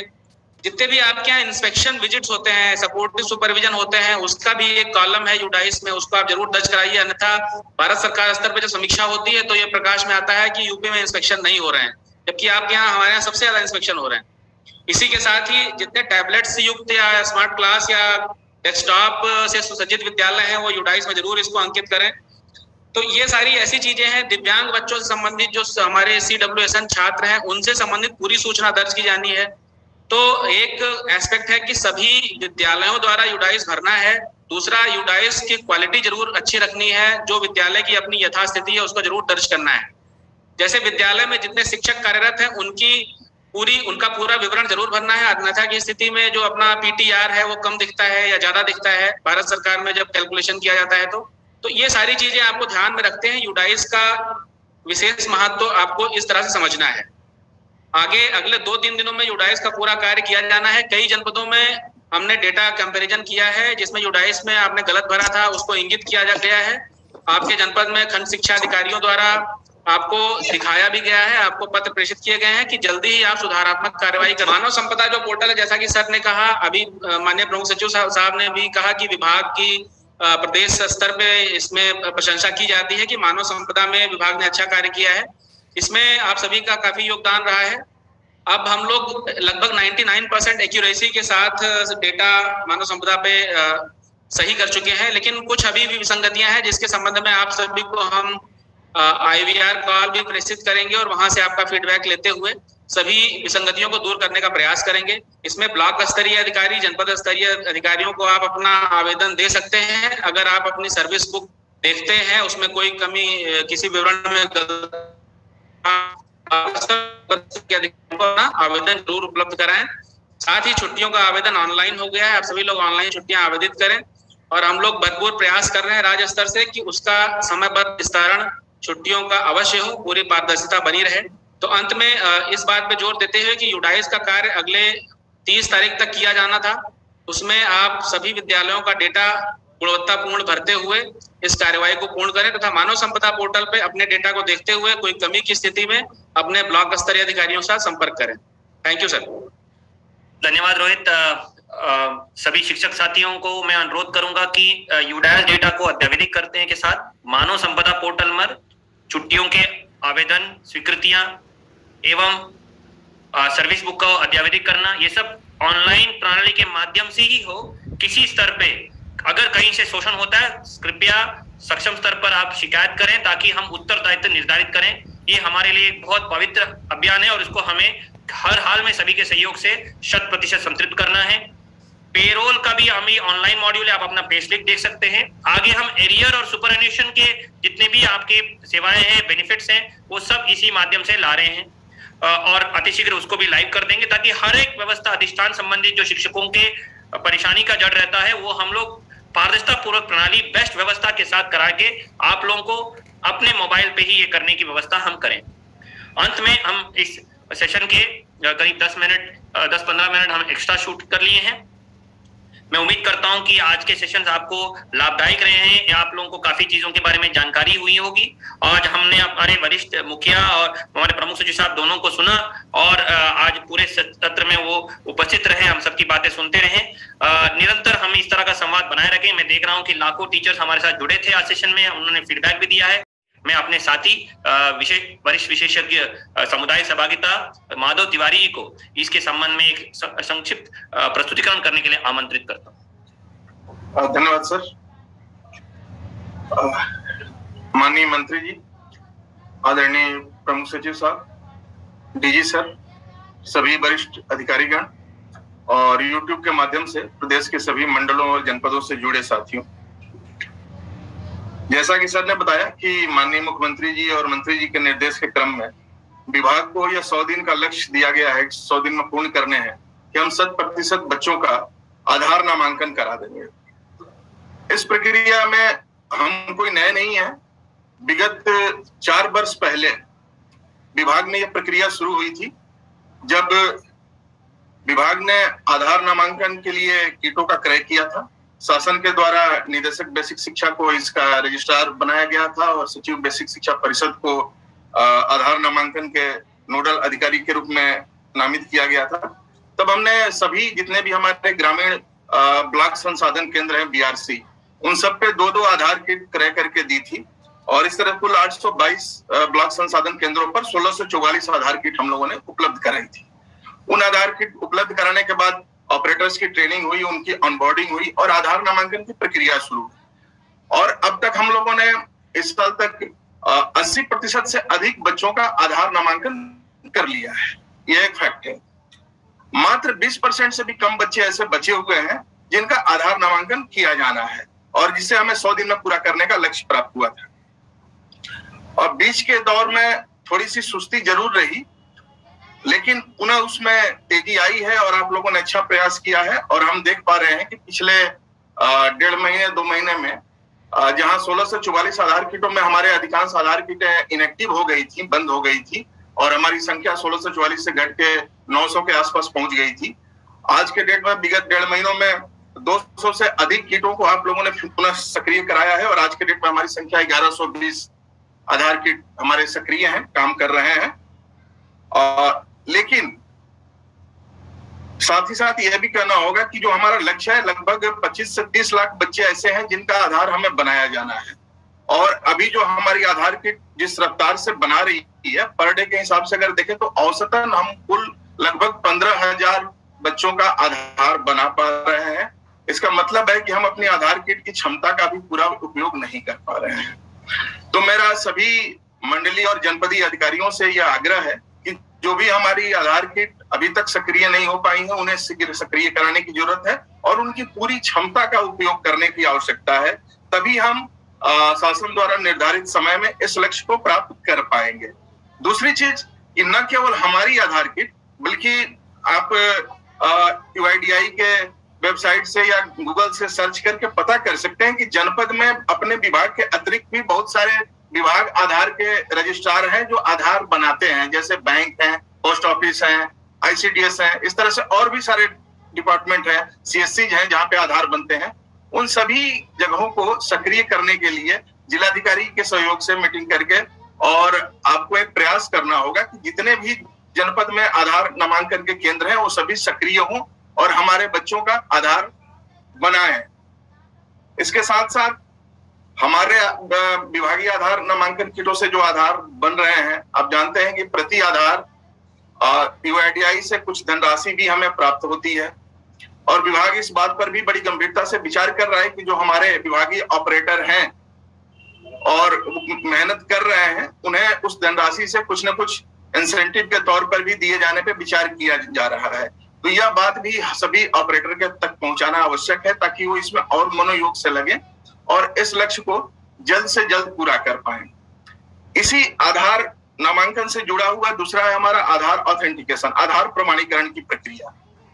अब जानते हैं कि पिछले साल से विभाग ने DBT की प्रक्रिया अपनाई और जैसा कि DG सर बता रहे थे कि जनमानस में इस प्रक्रिया का खुले मन से स्वागत हुआ है। इससे अभिभावकों में जहां गौरव की भावना बढ़ी है वो अपनी संतुष्टि के हिसाब से अपने बच्चों के यूनिफॉर्म, जूता मोजा, स्कूल बैग, स्वेटर खरीद रहे हैं। साथ ही साथ हमारे अध्यापक भी जो खरीद और वितरण की प्रक्रिया में लगे रहते थे उनका भी इससे समय बचा है। विभाग के ऊपर समय समय पे जो विभिन्न प्रकार के आरोप इस प्रक्रिया की वजह से सामान खरीद की प्रक्रिया की वजह से लगते रहे हैं वो आरोप लगने बंद हो गए हैं। पारदर्शितापूर्ण एक व्यवस्था स्थापित हुई है और ये सब कार्य आपके सहयोग से, अध्यापकों के सहयोग से हुआ है। पिछले साल आपने लगभग 1,80,00,000 से ऊपर 1,81,00,000 के आसपास बच्चों के माता पिता अथवा उनके अभिभावकों का आधार प्रमाणित किया था और उनके आधार से लिंक बैंक खातों में DBT के माध्यम से धनराशि प्रेषित की गई थी। वही प्रक्रिया इस वर्ष भी चालू है, शुरू है। इसमें थोड़े से अंतर आए हैं। पिछले साल हम लोगों ने बच्चों का आधार ऑथेंटिकेट नहीं कराया था, आधार प्रमाणित नहीं कराया था। इस वर्ष हमें सभी बच्चों का आधार प्रमाणीकरण भी करवाना है। तो इस प्रक्रिया का पहला चरण तो यह है कि जो भी हमारे विद्यालय के नामांकित बच्चे हैं वो सब के सब, आप जैसा सब जानते हैं कि प्रेरणा पोर्टल पे वो बच्चे पंजीकृत हो जाएं। विभाग को नामांकन का 2 करोड़ का लक्ष्य है और हम उम्मीद करते हैं कि जैसे ही 2 करोड़ का लक्ष्य आप प्राप्त करेंगे आप उसका रजिस्ट्रेशन का लक्ष्य भी प्राप्त कर लेंगे, क्योंकि अभी तक आप 1,80,00,000 से अधिक बच्चों को प्रेरणा पोर्टल पे हमारे अध्यापक रजिस्टर्ड कर चुके हैं। ये एक अच्छी बात है। इसके साथ साथ गत वर्ष में हम लोगों ने अभिभावकों का आधार ऑथेंटिकेट किया था, उसे जोड़ते हुए हमारे पास 1,44,00,000 से अधिक अभिभावकों के आधार प्रमाणित हैं। बच्चों का आधार प्रमाणीकरण गत वर्ष नहीं हुआ था, इस वर्ष हमने वो प्रक्रिया शुरू की है और अभी तक हम लोगों ने 56 लाख से अधिक, लगभग 57 लाख के आसपास बच्चों का आधार प्रमाणीकरण सफलतापूर्वक कर लिया है। शेष बच्चों के आधार प्रमाणीकरण की प्रक्रिया हमारे अध्यापक DBT ऐप के माध्यम से कर रहे हैं। जिन बच्चों के आधार नहीं बने हैं उन्हें बना करके और उसके प्रमाणीकरण की प्रक्रिया चल रही है। तो इस प्रकार से और विगत कुछ दिनों में, 2-3 दिनों में, पिछले हफ्ते में अध्यापकों ने बहुत ही अच्छा उत्साह दिखाया है और एक दिन में हमें 5 लाख 6 लाख की संख्या में बच्चों के आधार प्रमाणित किया है। यहाँ तक कि कल रविवार के दिन भी लगभग 2 लाख बच्चों के आधार प्रमाणित किया है। ये अध्यापकों को इसके लिए और हमारी जो जिले की टीम है, DSA, BO, सभी लोग इसके लिए प्रशंसा के पात्र हैं। यह जज्बा, यह गति आगे जब तक ये DBT की प्रक्रिया पूरी ना हो आपको जारी करनी है। मैं ये बताना चाहूंगा कि पिछले साल से इस साल की प्रक्रिया में आप 2 बड़े परिवर्तन हैं जो आप सब जानते हैं। पहला तो यह है कि हर बच्चे का आधार ऑथेंटिकेट करना है, जो लास्ट ईयर हम नहीं कर रहे थे। ये एक पहला परिवर्तन है। दूसरा परिवर्तन यह है कि पिछले बार हमने आपको ये छूट दे रखी थी कि माता पिता अथवा किसी अन्य अभिभावक का आधार आप प्रमाणित कर लें। उसमें देखा यह गया कि लगभग 1,81,00,000 के सापेक्ष 1,15,00,000 से अधिक सिर्फ माताओं के आधार प्रमाणित हुए। ये बहुत ही अच्छी बात थी विभाग के लिए और सभी के लिए। साथ ही लगभग 57 लाख जो आधार प्रमाणित हुए वो पिता के थे। इस प्रकार 1,72,00,000 हम केवल माता अथवा पिता के आधार के बैंक खातों में पैसा भेजा है। शेष जो 9 लाख थे, 9 लाख के आसपास हमारे वैसे अभिभावक थे जो माता अथवा पिता नहीं थे, माता और पिता से भिन्न अभिभावक थे। उनमें एक समस्या देखने को मिली कि कई जगह ये देखने को मिला कि कुछ हमारे साथियों की लापरवाही कहें या जो भी कहें, एक अभिभावक कई बच्चों के अभिभावक के रूप में दर्ज मिले, यहाँ तक कि 7-7, 8-8 कई जगहों तो उससे भी अधिक संख्या में बच्चों के एक ही अभिभावक दर्ज मिले, जिसकी वजह से उन लाभार्थियों को हमें सस्पेक्ट के लिस्ट में डालना पड़ा, उनका अलग से परीक्षण कराना पड़ा। तो इस प्रक्रिया वो चीज इस बार न हो, इसे देखते हुए इस बार हम लोगों ने ये किया है कि बच्चे का अगर माता अथवा पिता दोनों में से कोई भी जीवित है तो सिर्फ उसी के खाते में हम पैसा भेजेंगे। अगर किसी बच्चे के माता अथवा पिता दुर्भाग्य से दोनों ही जीवित नहीं है, वैसे कंडीशन में ही उनके जो सगे संबंधी अभिभावक के रूप में है उनका आधार हम दर्ज करेंगे। इस संबंध में कुछ अपवाद स्वरूप समस्याएं भी जनपदों से आ रही हैं। जैसे किसी ने बताया कि किसी बच्चे की माता का देहांत हो गया है, पिता दूसरी शादी करके चला गया है, बच्चा अपने नाना नानी के पास रहता है, ऐसे बच्चों में क्या करे। तो ऐसे 2-4 जो अपवाद स्वरूप वाले उदाहरण हैं वो उनका मैं आप सभी से आग्रह करूंगा कि ऐसे का डीएसए के स्तर से प्रमाणित कराते हुए लिख करके पत्र के माध्यम से हमें भिजवाएं और इनको केस टू केस आधार पे देखते हुए इस पे निर्णय लिया जाएगा। इस तरह से इस बार की पूरी प्रक्रिया होनी है, ये पहली प्रक्रिया है। इसी के साथ साथ एक और महत्वपूर्ण बात मैं आप सबों से आग्रह करना चाहूंगा कि जैसे हम इस प्रक्रिया के अगले चरण में जाएंगे, आप जानते हैं कि जिन बच्चों का और उनके माता पिता अभिभावक का आधार प्रमाणित हो जाएगा, उनके डेटा को हम पीएफएमएस पे ले जाएंगे और पीएफएमएस के माध्यम से पेरेंट्स के आधार को वैलिडेट कराएंगे। वहां पे बड़ी संख्या, वहां पे लास्ट ईयर का हमारा जो अनुभव था कि 80% आधार किसी न किसी बैंक अकाउंट से सीडेड आए थे, लगभग 20% आधार ऐसे मिले जो किसी बैंक अकाउंट से सीडेड नहीं थे। तो उनमें सीड कराने के लिए अलग से प्रयास करने की आवश्यकता पड़ी। इस बार आप शुरू से ही, अभी से ही इस चीज पर भी फोकस रखें कि जो भी पेरेंट्स हैं उनका कोई ना कोई खाता आधार से सीड अवश्य हो, ताकि जब हम पीएफएमएस के थ्रू वैलिडेशन कराएं खाते का तो खाता आधार से सीडेड आए और हम आसानी से इस प्रक्रिया को पूरी कर पाए। जैसे कि सर ने कहा कि पिछले साल हम लोगों ने जो प्रक्रिया आपके सहयोग से जो संपादित हुई वो न केवल प्रदेश में बल्कि पूरे देश के लिए एक मिसाल थी, इतनी बड़ी संख्या में डीबीटी के माध्यम से लाभार्थियों को लाभान्वित करना। इस वर्ष हम जो पिछले साल की से हमने सीखा है और जो पिछले साल की कमियां थी उनको दूर करते हुए हम निश्चित रूप से उससे भी बेहतर प्रक्रिया, उससे भी बेहतर परिणाम देंगे और उससे भी बड़ी संख्या में और उससे भी ज्यादा अच्छे ढंग से हम इस कार्यक्रम को निभाएंगे। इस बात का मुझे पूरा विश्वास है। हमारे विभाग की जो क्षमता है, हमारे अध्यापकों की जो क्षमता है, जब भी अवसर मिला है उन्होंने अपनी क्षमता प्रदर्शित की है और उनकी क्षमता में कहीं कोई कमी नहीं है। निश्चित रूप से इस बार भी हम सब इसे बेहतर तरीके से कर ले जाएंगे। अंत में इस प्रक्रिया में अपना 100% योगदान देने के लिए अपने सभी साथियों का आह्वान करते हुए मैं अपनी बात समाप्त करना चाहूंगा। बहुत धन्यवाद। निरंतर संपर्क बनाना, क्योंकि इसकी आलोचना होती है कि सामग्री नहीं खरीदी गई है, जबकि हमने देखा है कि अभिभावकों ने और बेहतर सामग्री खरीदने के लिए प्रयास किया है, बच्चों को एक अच्छा वातावरण देने के लिए प्रयास किया है। बस आपका संवाद उनसे जरूरी है, निरंतर उनको प्रेरित करने की जरूरत है और अगर हम लोग इस प्रयास में सफल हो गए तो सुचारू रूप से होगा और आपके जो टाइम सेविंग और कॉस्ट सेविंग है वो बहुत बृहद रहेंगे। तो इसमें इस बार हमें इसके लिए विशेष प्रयास करके अभिभावकों को प्रेरित करना है और मुझे पूरा विश्वास है और बहुत सारे एम्पिरिकल स्टडीज, विशेषज्ञों की रिपोर्ट्स बताती हैं, हमारे स्टडीज बताती हैं और अच्छे टीचर्स ने जहां संवाद बनाया है वहां स्कूलों में हर एक बच्चा यूनिफॉर्म, जूते, मोजे के साथ अटेंड हुआ है। पीयर प्रेशर भी रहता है, अभिभावकों को जोड़ने की जरूरत है और मार्केट, हमारे हर एक रिसर्च ये बता रहा है कि मार्केट में हम लोग इसके लिए ऑलरेडी व्यवस्थाएं हैं और नए नए प्लेयर्स उभर के आएंगे, नए नए वेंडर्स उभर के आएंगे और एक अच्छी व्यवस्था हम स्थापित करने में, सुगम व्यवस्था स्थापित करने में कामयाब होंगे। अगला जो मुख्य घटक हमारा है निपुण भारत मिशन है। हमारे विभाग का आप जानते हैं 63,000 करोड़ का बजट वित्त पोषण शासन द्वारा किया गया है। 6 लाख से अधिक टीचर हैं, 1,33,000 से ज्यादा स्कूल हैं। इतने बृहद व्यवस्था का अंत में आलोचना होती है कि क्लासरूम के अंदर क्या हो रहा है, क्लासरूम में शिक्षक और अभिभावकों के, शिक्षक और बच्चों के बीच में क्या रिश्ता है। और हमने ये देखा है कि बच्चे जिनको पसंद नहीं कि उनसे कुछ सीखते नहीं है, ना ही उनसे सीखने का कोई संभावना होती है। तो अंत में सब हर चीज, चाहे वो नीति आयोग की रेटिंग हो या भारत सरकार की रेटिंग हो, विश्व स्तरीय एजेंसीज की रेटिंग हो, हर या एसडीजी गोल्स को हासिल करने की बात हो, हर स्तर पर सबसे मुख्य बात होती है कि बुनियादी दक्षताएं और बच्चों को अवसर की समानता के लिए जो हमें रूपरेखा देनी है, वो क्लासरूम के अंदर क्या हो रहा है। और इसीलिए ये महत्वपूर्ण अभियान है और इसकी महत्व आपसे बेहतर कोई नहीं जानता है। हमने अनेकों शिक्षकों के साथ अपने करियर में काम किया, जिनसे हमने बहुत सीखा है, बहुत समझा है कि किस तरह की क्लासरूम की पद्धतियों को सुधार करते हुए बच्चों को एक मनमोहक आकर्षक वातावरण दें और उनको बुनियादी दक्षताएं प्राप्त करते हुए उनको कौशल विकास की ओर, रोजगार की ओर आगे बढ़ाएं। और हर एक स्तर, नई शिक्षा नीति के हर घटक इसी पे आधारित है।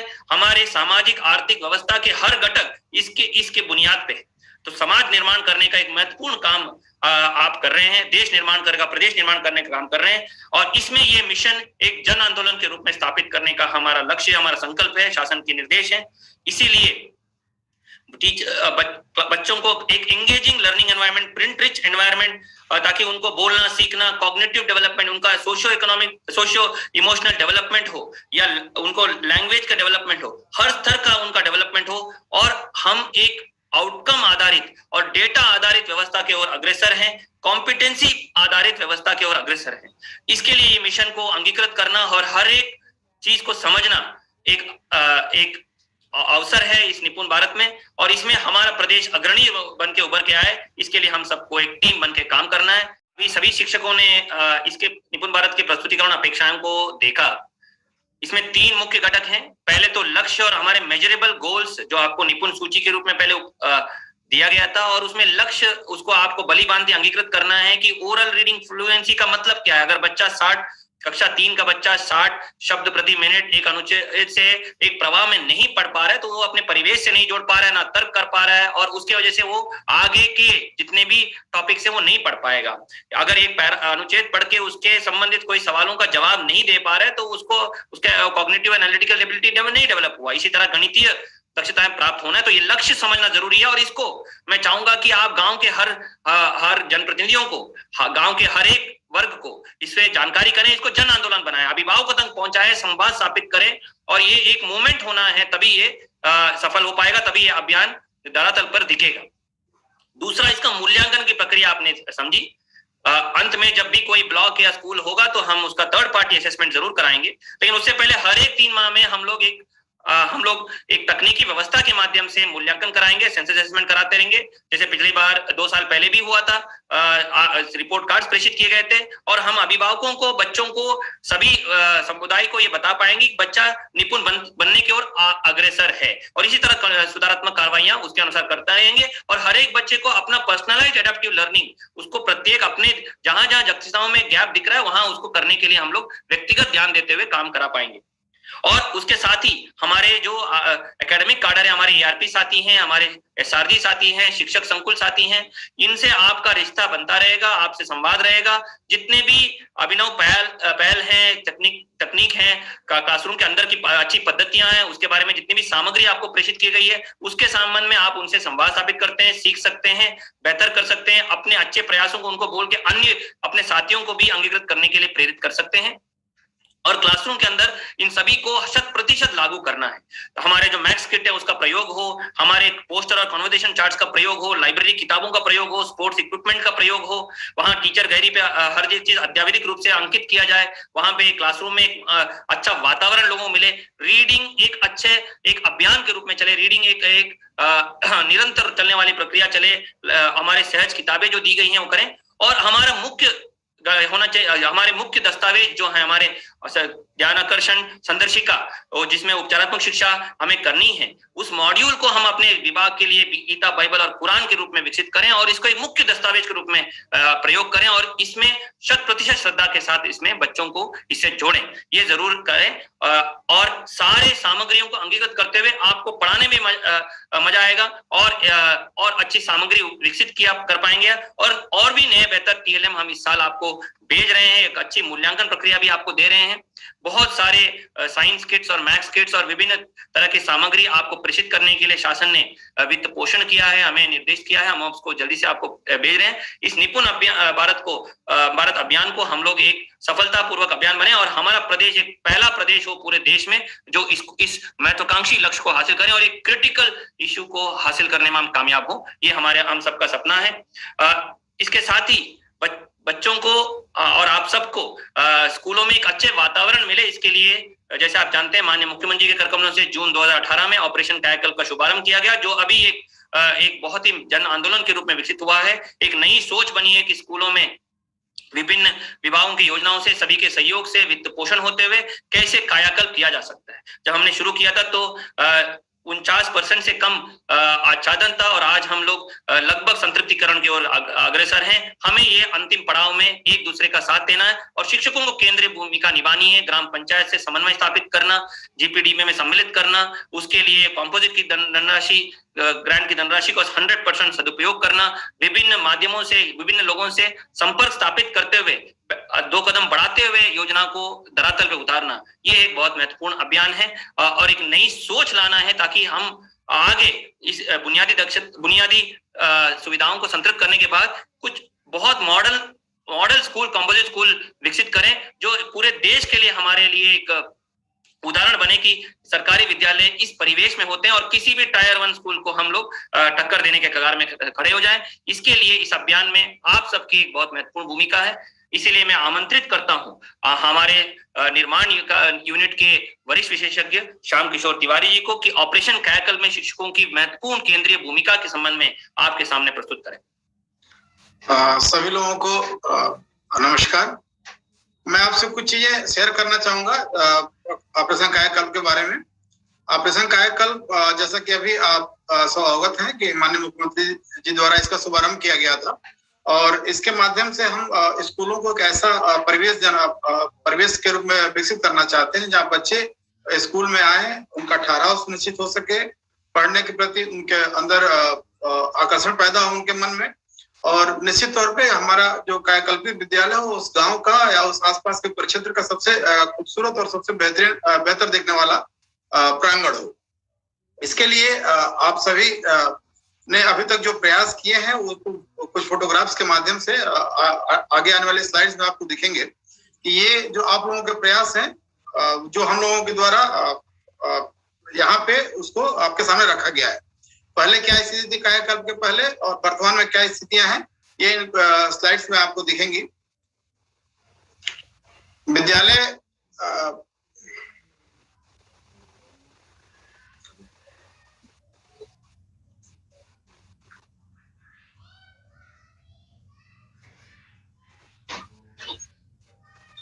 विद्यालयों के कायाकल्प में जो चीजें ध्यान रखने की हैं आपके द्वारा, हमने विद्यालयों के कायाकल्प में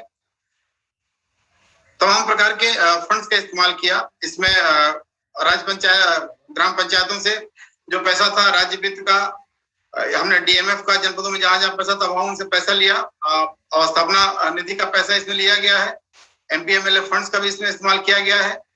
इसके अलावा इसमें लोगों से दान के रूप में भी सहयोग लिया गया है। आगे एक सहयोग पोर्टल भी विकसित किया जा रहा है जिसमें हम सीधे लोगों को अपने जो भी विद्यालय उनकी इच्छा होगी उससे हम जोड़ पाएंगे उन विद्यालयों से। इसके लिए हम अलग अलग फंड्स का जो व्यवस्था है जिसके माध्यम से कायाकल्प का कार्य किया जा रहा है।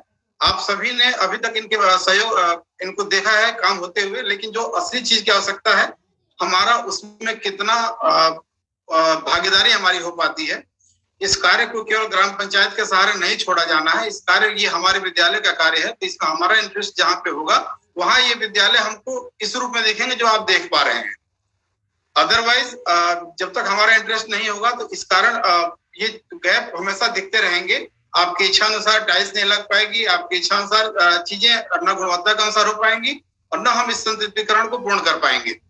हम लगातार प्रयास कर रहे हैं और आप लोगों के सहयोग से कुछ चीजों में प्रगति आश्चर्यजनक है और बहुत शानदार है। जैसे कि हम पेयजल की व्यवस्था देखें, हम शौचालय का रनिंग वाटर देखें, हमारे जो पैरामीटर्स हैं उनमें कई पैरामीटर्स आप लोगों के द्वारा हम लगभग संतृप्तिकरण की तरफ हैं, लेकिन कुछ जगहों पर हमारे थोड़ी सी रुचि न लेने के कारण हम पीछे रह गए हैं।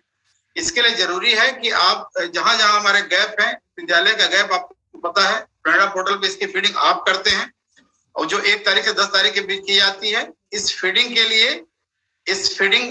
के लिए आपको देखना है कि हमारे विद्यालय में ये 19 पैरामीटर्स हैं, इनमें क्या क्या हमारे कहाँ गैप रह गया है, उस गैप को आप फीड करते हैं। फिर उस गैप एनालिसिस के सहारे जनपद स्तर पे जिलाधिकारी की अध्यक्षता में बैठक आहुत की जाती है और उसके आधार पर संबंधित जो विभाग हैं, जो सहयोगी विभाग हैं, ग्राम पंचायत है, हमारे मनरेगा के माध्यम से बाउंड्री का कार्य होना है, डीपीआरओ है, पंचायती राज के अलावा पेयजल है, जल निगम है, ऐसे सभी विभागों के सहयोग से हम ये फिर हासिल कर पाते हैं।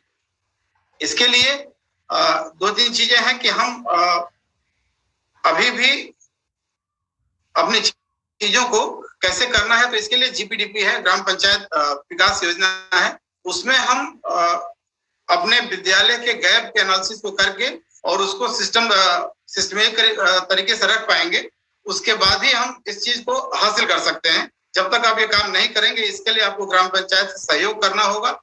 अगर सहयोग की स्थिति नहीं बन पाती है ग्राम पंचायतों से सहयोग की, तो ये हम इस लक्ष्य को पूरा करने में पीछे रह जाएंगे।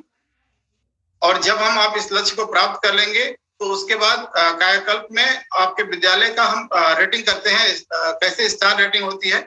विद्यालय को जो 5 स्टार मिलते हैं, इस रेटिंग के 2 पार्ट हैं। एक अभी निपुण भारत के लिए हमारे पहले आपको डिटेल से बताया गया, और दूसरा उसका पार्ट है कायाकल्प। तो कायाकल्प का जो पार्ट है, इसके लिए जरूरी है कि हम अपने इन सारे पैरामीटर्स पे विद्यालय का संतृप्तिकरण सुनिश्चित करें, और इसके लिए जरूरी है कि हम ग्राम पंचायत से, अपने बीईओ से, वहां सेक्रेटरी से, सबसे हमारा सहयोग सुनिश्चित हो सके। ये प्रपत्र है जो आपको 10 तारीख के पहले फीड करना होता है। इसमें हम प्रयास कर रहे हैं जल्दी ही आपसे सीधे सूचना लेने की स्थिति हम दे पाएंगे इस पोर्टल के माध्यम से, ताकि आप वास्तविक स्थिति ज्ञात कर सकें। इसके साथ ही आपसे कई चीजें जो अपेक्षा की जाती हैं कि कंपोजिट ग्रांट की धनराशि, अभी जैसा कि सर भी कह रहे थे, कंपोजिट ग्रांट में आपको बेहतर इस्तेमाल करना है। इसके सुचिता सुनिश्चित करने के लिए विगत 3 वर्षों का डिटेल आपको विद्यालयों की दीवार पे अंकित कराना है, ताकि इसकी पारदर्शिता सुनिश्चित किया सके। इस कार्य को आपको कराना है, ये जरूर करा लें। इससे 2 फायदे होंगे। आप कंपोजिट ग्रांट का बेहतर सदुपयोग सुनिश्चित कर पाएंगे, लोगों को ये पता लगेगा कि विद्यालय में क्या क्या कार्य हुए हैं। जैसे गत वर्षों में आपने कंपोजिट ग्रांट की सहायता से मल्टीपल हैंड वॉश बड़ी संख्या में विद्यालयों में काफी अच्छे ढंग से बनाए हैं। इस जब आपके काम आप करा लेते हैं, तो हम इसके लिए 3rd पार्टी सर्वे भी कराते हैं। हमारा जुलाई में ही प्रस्तावित है अगला 3rd पार्टी सर्वे, जिसमें आपके विद्यालय को हम जियो फेंसिंग के सहायता से ये सारे जो कैसे हमारे 19 पैरामीटर हैं, उस पे हम सर्वे से ये पता करते हैं क्या स्थिति है। ये प्रपत्र है, जैसे अगर किसी स्कूल में हैंडपंप पीने योग्य पानी नहीं है, तो क्या क्या क्वेश्चन है, किस स्थिति में है, उसका पता लगता है। और आपके विद्यालय को फिर इससे कायाकल्प की जो गैप एनालिसिस करते हुए पूर्ण करने में मदद मिलती है। ये आप चाहें तो इस चीज के सर्वे को आप अपने यहाँ स्वयं भी देख सकते हैं, बीओ के माध्यम से या जनपद स्तर से आपको ये प्राप्त हो सकता है। ये उसका फॉर्मेट है। इसके माध्यम से एग्जैक्ट स्थिति जो आप फीड करते हैं और जो 3rd पार्टी सर्वे में प्राप्त होता है, इससे ये हमको पता करने में मदद मिलती है कि आपकी सूचना जो दी गई वो कितनी सच्ची है या कितनी सही है। उसकी सुविधा सुनिश्चित करने के लिए जो गैप आपसे छूट गए हैं, उस गैप को जनपद स्तर पे, प्रदेश स्तर पे उसको संबंधित विभागों को उपलब्ध कराते हुए और उनसे सहयोग प्राप्त करने के लिए, जैसे कि अभी मुख्य सचिव महोदय के स्तर से विभिन्न पैरामीटर्स पे गैप एनालिसिस कराते हुए संबंधित विभागों को भेजा गया है, जिससे अपेक्षित परिणाम मिलने शुरू हुए हैं। ये गैप एनालिसिस है। एक महत्वपूर्ण चीज है, जब आप जीपीडी आप काम कराते हैं कायाकल्प में, तो हम जो आदमी काम कर रहा होते उससे अगर हमारा संपर्क न हो, हमें इस चीज के बारे में पता न हो कि हमको क्या बनवाना है, तो कुछ ऐसी ही समस्याएं पैदा होती हैं कि कहीं कुछ बन गया, बालक शौचालय में दिव्यांग शौचालय बन गया, या जो दिव्यांग शौचालय बना उसके मानक का ध्यान नहीं रखा गया। इसके लिए हमने आपको एक तकनीक मैनुअल उपलब्ध कराया है, जो ये बताता है, जो यूनिसेफ के सहयोग से तैयार किया गया है, जिसमें कि कोई भी स्ट्रक्चर जो आपके स्कूल में बन रहा हो वो बाल मैत्री कैसे होगा, क्योंकि जिसको इस्तेमाल करना है उसके लिए अगर वो उपयोगी नहीं है तो वो न होने के बराबर है। तो इसके लिए ये सुनिश्चित किया गया कि आप तक ये जो तकनीकी मैनुअल है वो पहुंचे। तो तकनीकी मैनुअल जो आपको उपलब्ध कराया गया उसमें आपसे यह अपेक्षा है कि उसका ठीक से आप पढ़ लें, और जब भी कोई निर्माण कार्य आपके यहाँ हो तो या जीपीडीपी में जब भी आप चीजों को सम्मिलित कराएं तो उसकी डिजाइन उसके अनुरूप हो, और उसका जो भी उसके बाद निर्माण हो रहा हो, चाहे वो मल्टीपल हैंड वॉश का हो, चाहे दिव्यांग शौचालय का हो, या जो भी निर्माण होने हो, इसी मैनुअल के अनुरूप जो आपको करना है वो यहाँ हम आपको दिखा रहे हैं। जो भी आपके गैप एनालिसिस हो 19 पैरामीटर पर, इसके अलावा जो भी आपकी प्रबंध समिति की बैठक के दौरान चीजें निकल के आए, उस गैप एनालिसिस को ग्राम पंचायत के जो जीपीडीपी है उसमें अवश्य सम्मिलित करा दें। जब तक ये जीपीडीपी में सम्मिलित नहीं होगा फिर आप इधर से उधर परेशान होते रहेंगे, और समन्वय स्थापित करने के बाद भी आपके कार्य में आपको अपेक्षित प्रगति नहीं मिलेगी। तो इसके लिए जरूरी है कि विद्यालय प्रबंधन समिति के साथ आपकी रेगुलर बैठक हो। जीपीडीपी में आपके गांव का आपके गांव के जीपीडीपी में आपके विद्यालय का जो गैप एनालिसिस हो समय से पहुंच जाए। कंपोजिट ग्रांट की धनराशि जो आपको भेजी जाती है यहाँ से, उसका प्रॉपर सदुपयोग हो, जो चीजें यहाँ से लिस्टिंग हो रही है उसका पालन किया जाए, साफ सफाई की चीजों का ध्यान रखा जाए, और जो स्कूल के गैप है उसमें इसका जो निर्देश यहाँ से जारी होते हैं उसे अनुरूप इस्तेमाल किया जाए, और इसको फिर हम दीवार पे शो करें कि हमने ये काम किया है, जिससे आपके विद्यालय के प्रति गांव में एक बेहतर माहौल बन सके। ध्वस्तीकरण, इसके लिए आपको समन्वय स्थापित करना है। जब समन्वय स्थापित करेंगे तो जर्जर भवनों का ध्वस्तीकरण और नीलामी की प्रक्रिया भी आप उसी अनुरूप मानक अनुरूप पूर्ण करा पाएंगे, क्योंकि कोई भी मौसम भी ऐसा है, बारिश का मौसम शुरू हो रहा है, ये ध्यान देना हमको कि कोई भी बच्चा ध्वस्तीकरण योग्य बिल्डिंग में न बैठने पाए, उसकी सुरक्षा का ध्यान रखना है। और यह ध्वस्तीकरण का कार्य, यह सुरक्षा का कार्य भी आप ही सुनिश्चित कर पाएंगे।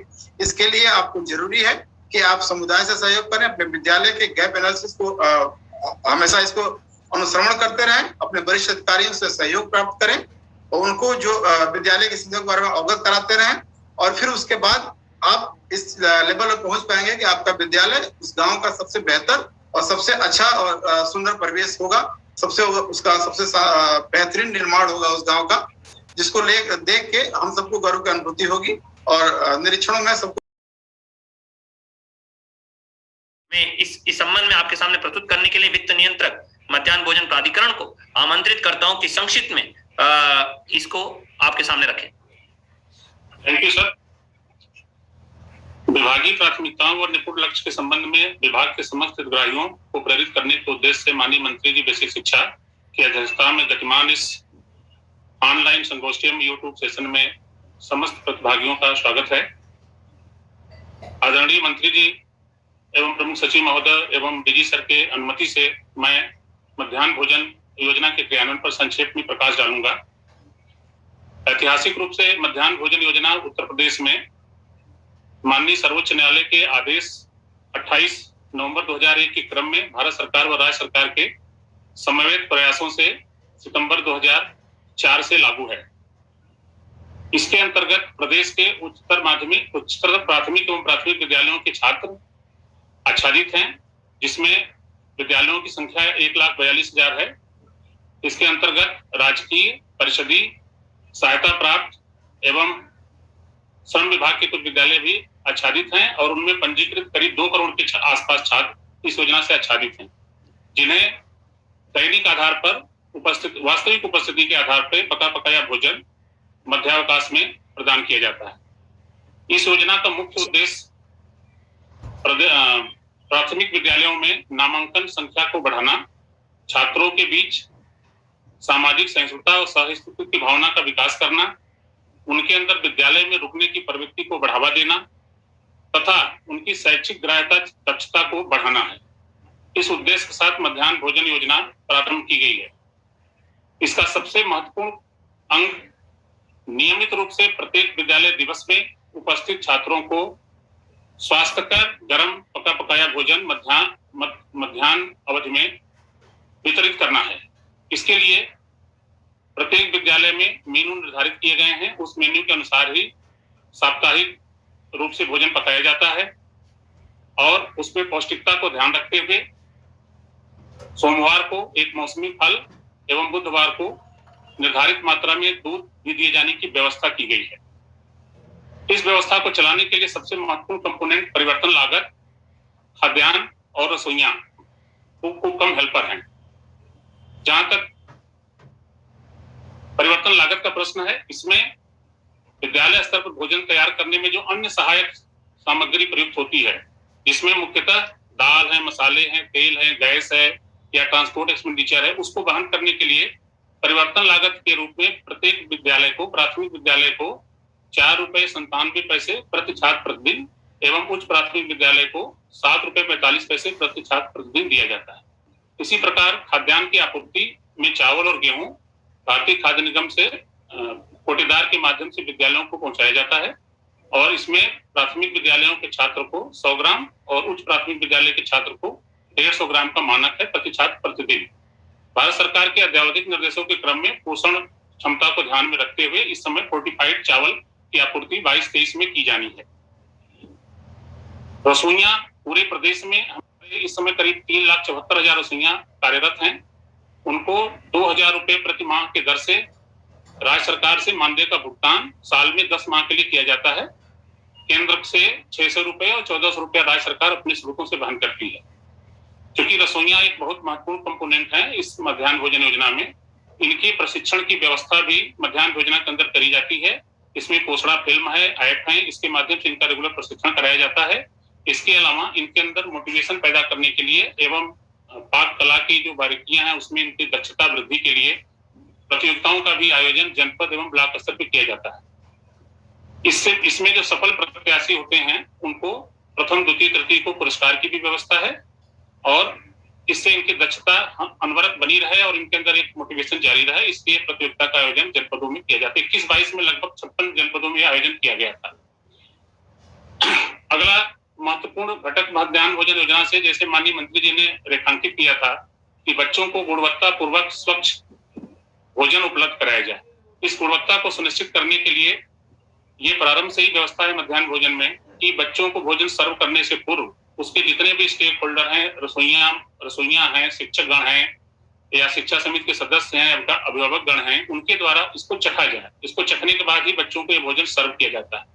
इसके अतिरिक्त खाद्य सुरक्षा अधिकारी के स्तर से भी नमूना प्रयोग जांच की व्यवस्था है। उस जांच रिपोर्ट को वो जनपद स्तरीय जो टास्क फोर्स की बैठक होती है उसके परिणामों को उसमें रखा जाता है और उस पर अपेक्षित सुधारात्मक कार्रवाई की जाती है। मध्याह्न भोजन योजना के विभिन्न कंपोनेंट सुचारू ढंग से काम कर रहे हैं और इसमें संयुक्त कार्रवाई हो रही है। इसके इसके मॉनिटरिंग की समुचित त्रिस्तरीय व्यवस्था है। राज्य स्तर से भी इसकी मॉनिटरिंग की जाती है समय समय पर। जनपद स्तर पर जिलाधिकारी की अध्यक्षता में एक टास्क फोर्स गठित है जिसमें 12 सदस्य होते हैं और ब्लॉक स्तर पर उप जिलाधिकारी की अध्यक्षता में टास्क फोर्स गठित है जिसमें 8 सदस्य होते हैं। प्रत्येक सदस्य को न्यूनतम 5 विद्यालय का निरीक्षण कर उसमें मध्याह्न भोजन योजना की जितने कंपोनेंट है उसमें क्या कमी है या उसकी रिपोर्ट जिलाधिकारी की अध्यक्षता में गठित टास्क फोर्स की बैठक में प्रस्तुत करनी होती है। उसके आधार पर उसमें सुधारात्मक कार्रवाई की जाती है। जहां तक मुख्यालय का प्रश्न है, मुख्यालय से तकनीकी आधारित अनुश्रवण भी दैनिक आधार पर किया जाता है। इसमें मुख्यतः IVRS आधारित प्रेरणा तकनीकी फ्रेमवर्क के माध्यम से योजना का दैनिक अनुश्रवण किया जाता है। मील काउंट मुख्य रूप से IVRS के माध्यम से मुख्यालय पर संग्रहित किया जाता है। किस दिन खाना बना, कितना खाना बना, कितनी अटेंडेंस है, ये सब IVRS के माध्यम से मुख्यालय से दैनिक रूप से मॉनिटरिंग की जाती है। वर्तमान में मध्याह्न भोजन योजना के अंतर्गत छात्रों को शुद्ध वातावरण में, स्वच्छ वातावरण में और सुरक्षित वातावरण में भोजन उपलब्ध कराने के उद्देश्य से आदर्श किचन की व्यवस्था की अवधारणा भी 2019 से शासन के निर्देश में करी जा रही है।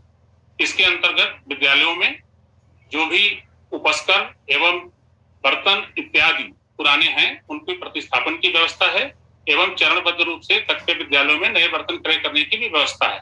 यह कार्रवाई 2019 से अनवर्ड कन्वर्ट की जा रही है। आदर्श किचन की व्यवस्था संचालित की जा रही है। मध्याह्न भोजन योजना के अंतर्गत छात्रों में बागवानी विधा के प्रति उनकी रुझान को विकसित करने के उद्देश्य से उनके अंदर स्वावलंबन की भावना भरने तथा उससे उत्पादित साग सब्जियों से पोषण तत्वों को समावेश करने के उद्देश्य से किचन गार्डन की भी व्यवस्था विद्यालय स्तर पर करी जा रही है। इसके वित्त पोषण के लिए विद्यालय स्वयं के स्रोतों से या विभिन्न अंतर विभागीय कन्वर्जेंस के माध्यम से, विशेषतः मनरेगा, ग्राम विकास, उद्यान विभाग से अथवा जो विभागीय ग्रांट मिलती है, इसके आधार पर किचन गार्डन का विकास किया जा रहा है। अभी तक लगभग 9,000 विद्यालयों ने किचन गार्डन का विकास कर लिया है और लगभग 12,500 विद्यालयों को पिछले विगत वर्ष 21-22 में किचन गार्डन विकसित करने का लक्ष्य दिया गया है।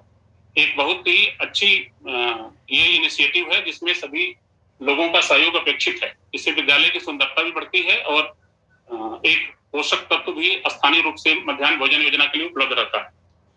इसके अलावा भारत सरकार के निर्देश के क्रम में चूंकि मध्याह्न भोजन योजना केवल संख्यात्मक रूप से उपलब्धियों पर नहीं आधारित है, इसके सामाजिक प्रभाव हैं।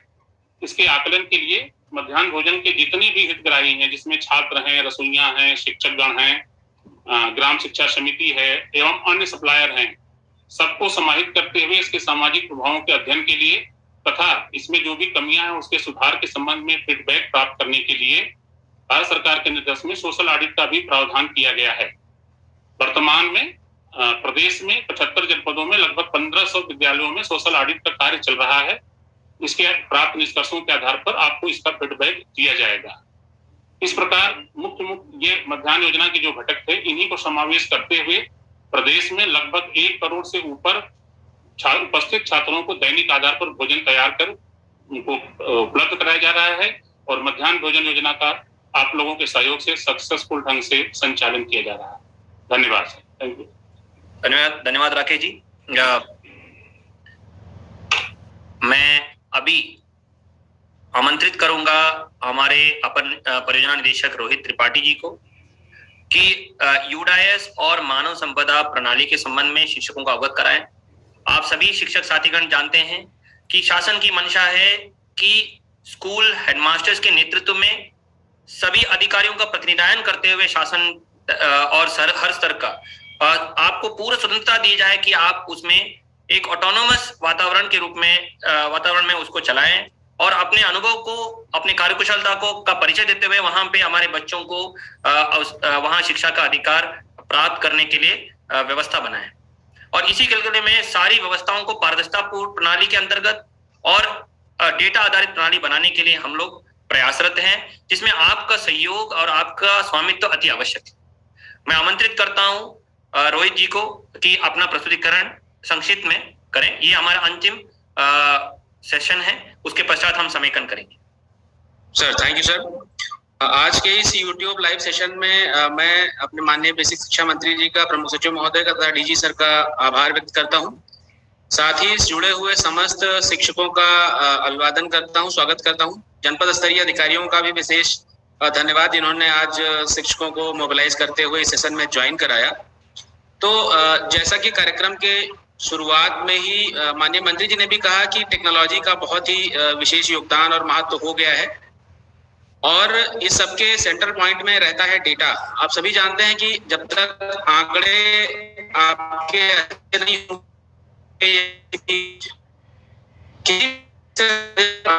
के कंट्रोल में है तो आप अपनी स्थिति को बेहतर अगर आप कर रहे हैं, बेहतर दिखा पा रहे हैं, सब कुछ आंकड़ों से ही प्रदर्शित होता है।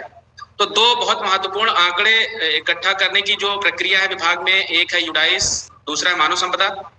यूडाइस में मैं ज्यादा समय लूंगा, मानव संपदा में 2-3 चीजें शेयर करूंगा। यूडाइस जैसा कि सभी शिक्षक जानते हैं कि unified district information system for education होता है। लगभग पिछले 8-10 वर्षों से भारत सरकार यूडाइस के माध्यम से शिक्षा से संबंधित, इनफैक्ट स्कूली शिक्षा से संबंधित सभी आंकड़े इकट्ठा करती है। यूडाइस के माध्यम से सभी विद्यालयों, चाहे वो परिषदीय विद्यालय हो, चाहे वो सहायता प्राप्त विद्यालय हो, मदरसे हो, सैनिक स्कूल हो, केंद्रीय विद्यालय हो, कक्षा 1 से 12 तक के हो, 1 से 8 तक के हो, सभी विद्यालयों के संबंधित जो मूलभूत आंकड़े होते हैं भारत सरकार इकट्ठा करती है। आज के प्रेजेंटेशन में ये लास्ट सेगमेंट है, लेकिन इसका महत्व तो सबसे ज्यादा इसलिए है क्योंकि आप अन्य सभी सेगमेंट्स में जो कार्य करते हैं, चाहे वो गुणवत्ता में कार्य करते हैं, चाहे कायाकल्प में, उसकी सबकी रिपोर्टिंग आप यूडाइस में ही करते हैं। आप कायाकल्प में बहुत अच्छा काम आपने किया, लेकिन अगर यूडाइस का डेटा में आपने ये रिपोर्ट नहीं किया तो फिर वो भारत सरकार स्तर पे या प्रदेश के अन्य विभागों की तुलना में जब देखा जाएगा तो फिर आपकी स्थिति अच्छी नहीं कही जाएगी। विभिन्न जो रैंकिंग्स हैं भारत सरकार द्वारा जो निर्गत की जाती हैं, चाहे वो परफॉर्मेंस ग्रेडिंग इंडेक्स हो जिसमें सभी राज्यों की रैंकिंग आपस में भारत सरकार करता है, चाहे वो सेकी की रैंकिंग हो जो कि नीति आयोग करता है, चाहे सस्टेनेबल डेवलपमेंट गोल्स हो जिसमें शिक्षा का भी एक गोल रखा गया है जो कि विश्व स्तरीय एक गोल है डेवलपमेंट गोल्स, उसमें भी तो इसमें सभी में यूडाइस के आंकड़े प्रयुक्त होते हैं। यूडाइस के आंकड़े अगर आप पूरी शुचिता के साथ, सख्ता के साथ नहीं भरते हैं तो वो अच्छी स्थिति परिलक्षित नहीं होती है। यूडाइस कैसे भरते हैं आप सभी लोग जानते हैं। सभी विद्यालयों का एक यूडाइस कोड होता है और सभी विद्यालय का एक आईडी और पासवर्ड जनरेट होता है जो आप सभी लोग अपने ब्लॉक या बीआरसी के ऑफिस से प्राप्त करते हैं। मैं देख रहा हूं कि अधिकतर शिक्षक अब ऑनलाइन प्रक्रिया के माध्यम से स्वयं ही लॉगिन करते हैं और अपना यूडाइस का फॉर्म भरते हैं। अभी भी कुछ शिक्षक ऐसे हैं जो बुकलेट में पेन पेपर पे भरते हैं और फिर ब्लॉक स्तर पे इसकी फीडिंग होती है। तो इसमें जो दूसरी प्रक्रिया है उसको धीरे धीरे समाप्त करते हुए ऑनलाइन की तरफ बढ़े। विभाग आपको धीरे धीरे समृद्ध कर देगा डिजिटली। आपको टैबलेट मिल जाएंगे, आप उसको ऑनलाइन भरना शुरू कर देंगे। इसमें जो मुख्य बात यह है कि लगभग अभी भी 2,60,000 विद्यालय हमारे प्रदेश में संचालित हैं, उसमें से 35,000 विद्यालयों का यूडाइस अभी नहीं भरा गया है। इनको शीघ्र अतिशीघ्र भरवाया जाना है। इसमें मैं बधाई दूंगा बलिया जनपद को, देवरिया और वाराणसी, ये 3 जनपदों ने अपना काम पूरा कर लिया है। कुछ जनपद ऐसे हैं जैसे कानपुर देहात है, बरेली है, शाहजहांपुर है, इन्हें अभी काफी काम करना है। इनको काम 2-3 दिन में पूरे करने के लिए एक विशेष अभियान चलाना होगा, तो ये ध्यान देना है। इसके बाद जो मुख्य बात मैं बताना चाहता हूँ, डीसीएफ में क्या क्या प्रश्न है जिनको आप छोड़ देते हैं लेकिन वो आगे चल करके आपकी स्थिति को खराब करते हैं, रैंकिंग, प्रदेश की रैंकिंग को प्रभावित करते हैं, या जो हमें बजट आवंटित होता है भारत सरकार से उसमें कटौती हो जाती है। जैसे आपके जो जर्जर भवन है उनकी स्थिति आप यूडाइस में नहीं भर रहे हैं, वो जरूर भरिए। आपने कायाकल्प में बहुत अच्छा काम किया है, सभी पैरामीटर्स में सुधार किए हैं, लेकिन उसका आपने यूडाइस पे उस सुसंगत प्रश्नों के जवाब में नहीं दर्शाया है, वो आपको दर्शाना पड़ेगा। आउट ऑफ स्कूल बच्चे हैं, उनका विशेष प्रशिक्षण जो आप करवाते हैं, जब तक आप यूडाइस में नहीं भरेंगे आने वाले समय में भारत सरकार से बजट आवंटन की प्रक्रिया उसमें आपको प्रभावित हो जाएगी। आप डीबीटी के माध्यम से जो बेनिफिट्स दे रहे हैं बच्चों को, यूडाइस में जरूर अंकित कराइए। जितने भी आपके यहाँ इंस्पेक्शन विजिट्स होते हैं, सपोर्टिव सुपरविजन होते हैं, उसका भी एक कॉलम है यूडाइस में, उसको आप जरूर दर्ज कराइए। अन्यथा भारत सरकार स्तर पर जब समीक्षा होती है तो ये प्रकाश में आता है कि यूपी में इंस्पेक्शन नहीं हो रहे हैं, जबकि आपके यहाँ, हमारे यहाँ सबसे ज्यादा इंस्पेक्शन हो रहे हैं। इसी के साथ ही जितने टैबलेट से युक्त या स्मार्ट क्लास या डेस्कटॉप से सुसज्जित विद्यालय हैं वो यूडाइस में जरूर इसको अंकित करें। तो ये सारी ऐसी चीजें हैं। दिव्यांग बच्चों से संबंधित जो हमारे CWSN छात्र हैं उनसे संबंधित पूरी सूचना दर्ज की जानी है। तो एक एस्पेक्ट है कि सभी विद्यालयों द्वारा यूडाइस भरना है। दूसरा, यूडाइस की क्वालिटी जरूर अच्छी रखनी है, जो विद्यालय की अपनी यथास्थिति है उसको जरूर दर्ज करना है।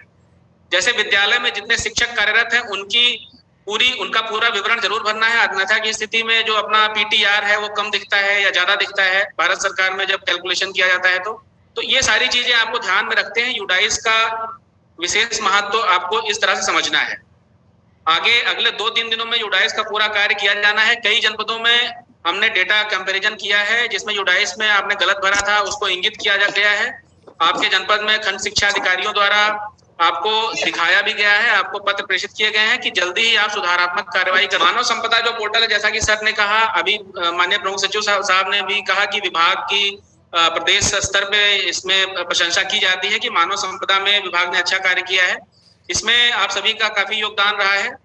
अब हम लोग लगभग 99% एक्यूरेसी के साथ डेटा मानव संपदा पे सही कर चुके हैं, लेकिन कुछ अभी भी विसंगतियां हैं जिसके संबंध में आप सभी को हम IVR कॉल भी प्रेषित करेंगे और वहां से आपका फीडबैक लेते हुए सभी विसंगतियों को दूर करने का प्रयास करेंगे। इसमें ब्लॉक स्तरीय अधिकारी, जनपद स्तरीय अधिकारियों को आप अपना आवेदन दे सकते हैं। अगर आप अपनी सर्विस बुक देखते हैं उसमें कोई कमी, किसी विवरण में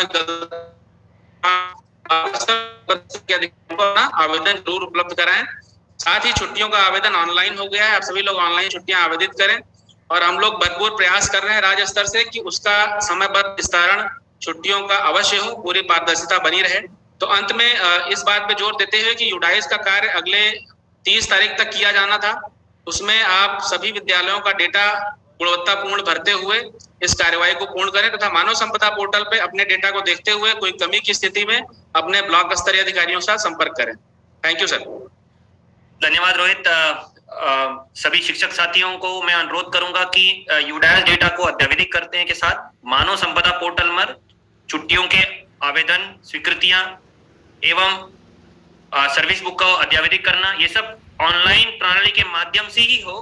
किसी स्तर पे अगर कहीं से शोषण होता है, कृपया सक्षम स्तर पर आप शिकायत करें ताकि हम उत्तरदायित्व निर्धारित करें। ये हमारे लिए एक बहुत पवित्र अभियान है और इसको हमें हर हाल में सभी के सहयोग से 100% संतृप्त करना है।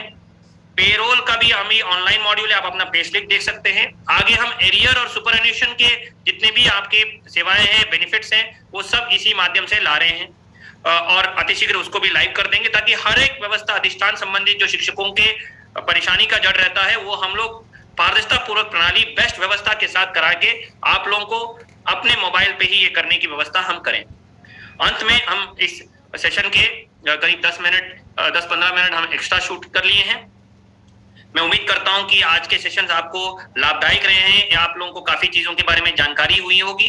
आज हमने हमारे वरिष्ठ मुखिया और हमारे प्रमुख सचिव साहब दोनों को सुना और आज पूरे सत्र में वो उपस्थित रहे, हम सबकी बातें सुनते रहे।